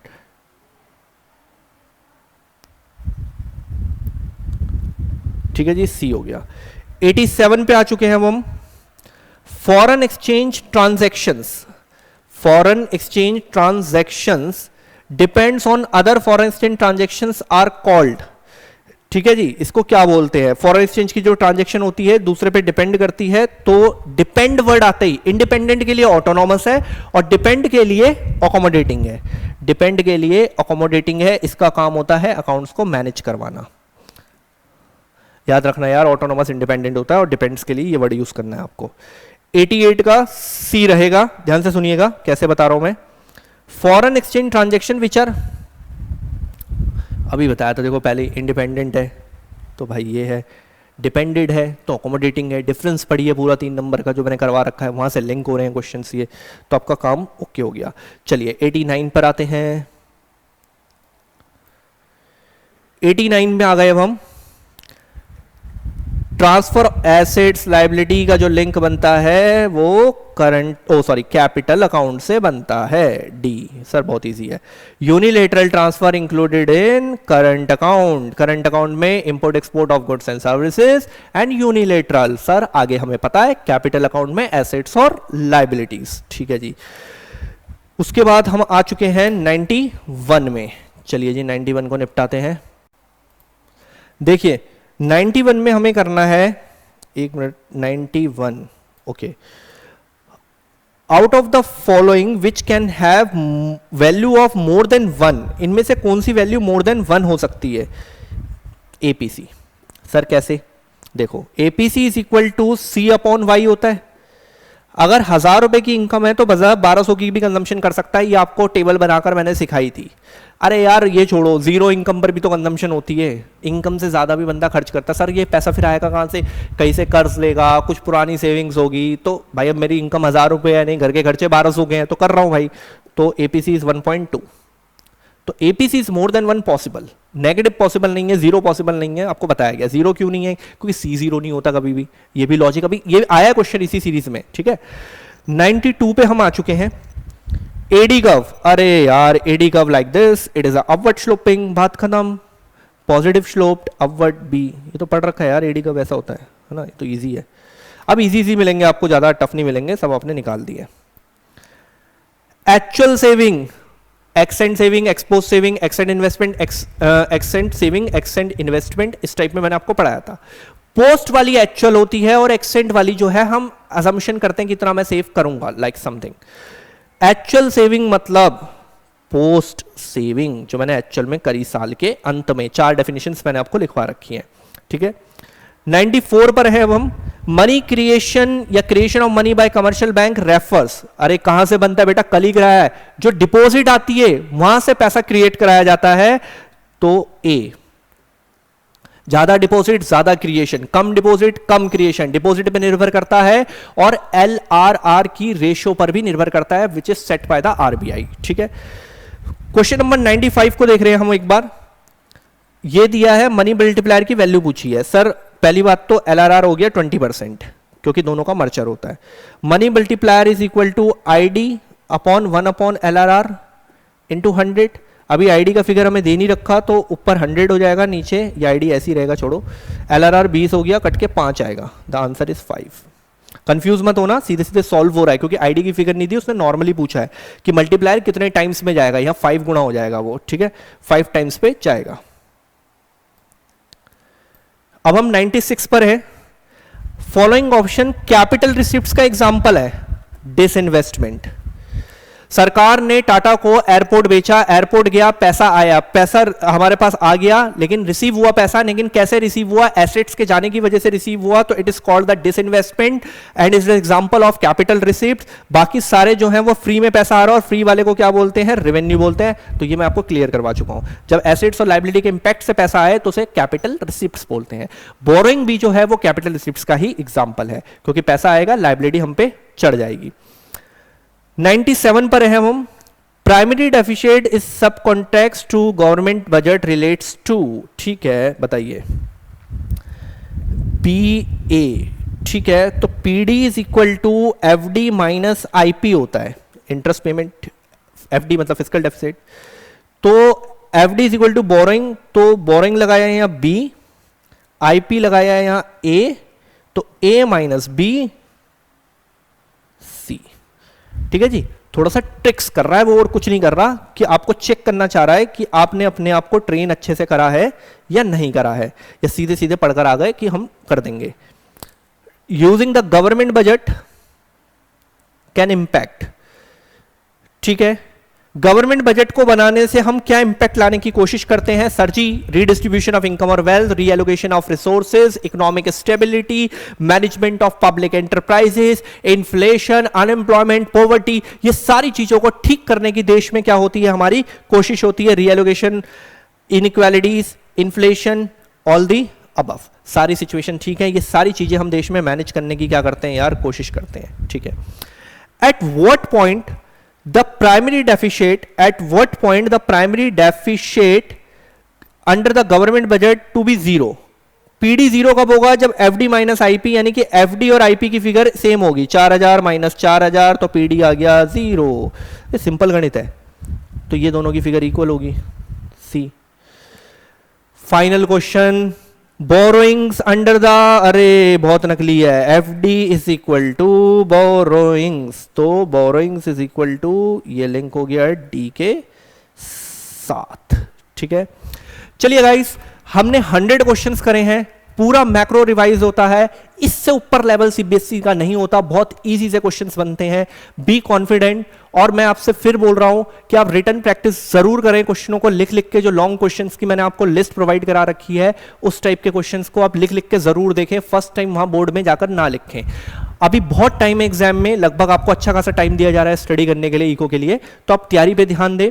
और अगर आपको किसी भी प्रकार का कोई डाउट होता है या कोई मटेरियल या फिर टेलीग्राम चैनल पे ज्वाइन होना हो, आपको नोट्स, कोई भी sample paper X, Y, Z, बहुत सारा मटेरियल चाहिए हो, क्वेश्चंस चाहिए हो, कोई डाउट सेक्शन है, कुछ भी है, आपने पहले हमारी ऑफलाइन क्लासेस में आपने अटेंड किया हो ना किया हो, डजंट मैटर, आप मुझे पर्सनली इस नंबर पे डाउट ले सकते हैं और इसी नंबर पे आप मैसेज करके टेलीग्राम चैनल भी मेरा ज्वाइन कर सकते हैं, मैं आपको लिंक फॉरवर्ड कर दूंगा, ठीक है। बिना झिझके आप मेरे से लीजिए। टारगेट एक होना चाहिए कि आपके इकोनॉमिक्स में बेहतर से बेहतर मार्क्स आए, अच्छे मार्क्स आए और आप बिल्कुल कॉन्फिडेंट होकर पेपर देने जाए। मैं अगेन रिपीट कर रहा हूं, अगर आपको कोई भी डाउट है, कोई सवाल में डाउट है, कुछ समझ में नहीं आ रहा, कोई टॉपिक है, इवन आपको पूरे कोर्स की वीडियोस चाहिए, तो आप मेरे को मैसेज कर लीजिए, मैं आपको टेलीग्राम पे ज्वाइन कर दूंगा, वहां पर पूरे PDF अपलोडेड है, पूरे कोर्स की वीडियो अपलोडेड है, आप आराम से करिए। कोई डाउट आता है तो आप मेरे से पर्सनली इस नंबर पे भी ले सकते हैं, इस बात से कोई मतलब नहीं है कि आप पहले हमारी क्लासेस में थे या नहीं थे, आप लीजिए, मेन मोटिव आपके मार्क्स बेहतर आने चाहिए। चलिए गुड बाय, नेक्स्ट लेक्चर में मिलेंगे हम ऐसे ही इंडियन इको के MCQ को लेके, ठीक है। इससे हम अपने आप को CUT के लिए भी बेसिकली स्ट्रॉन्ग कर रहे हैं। चलिए गाइस, गुड बाय, मिलते हैं नेक्स्ट लेक्चर में।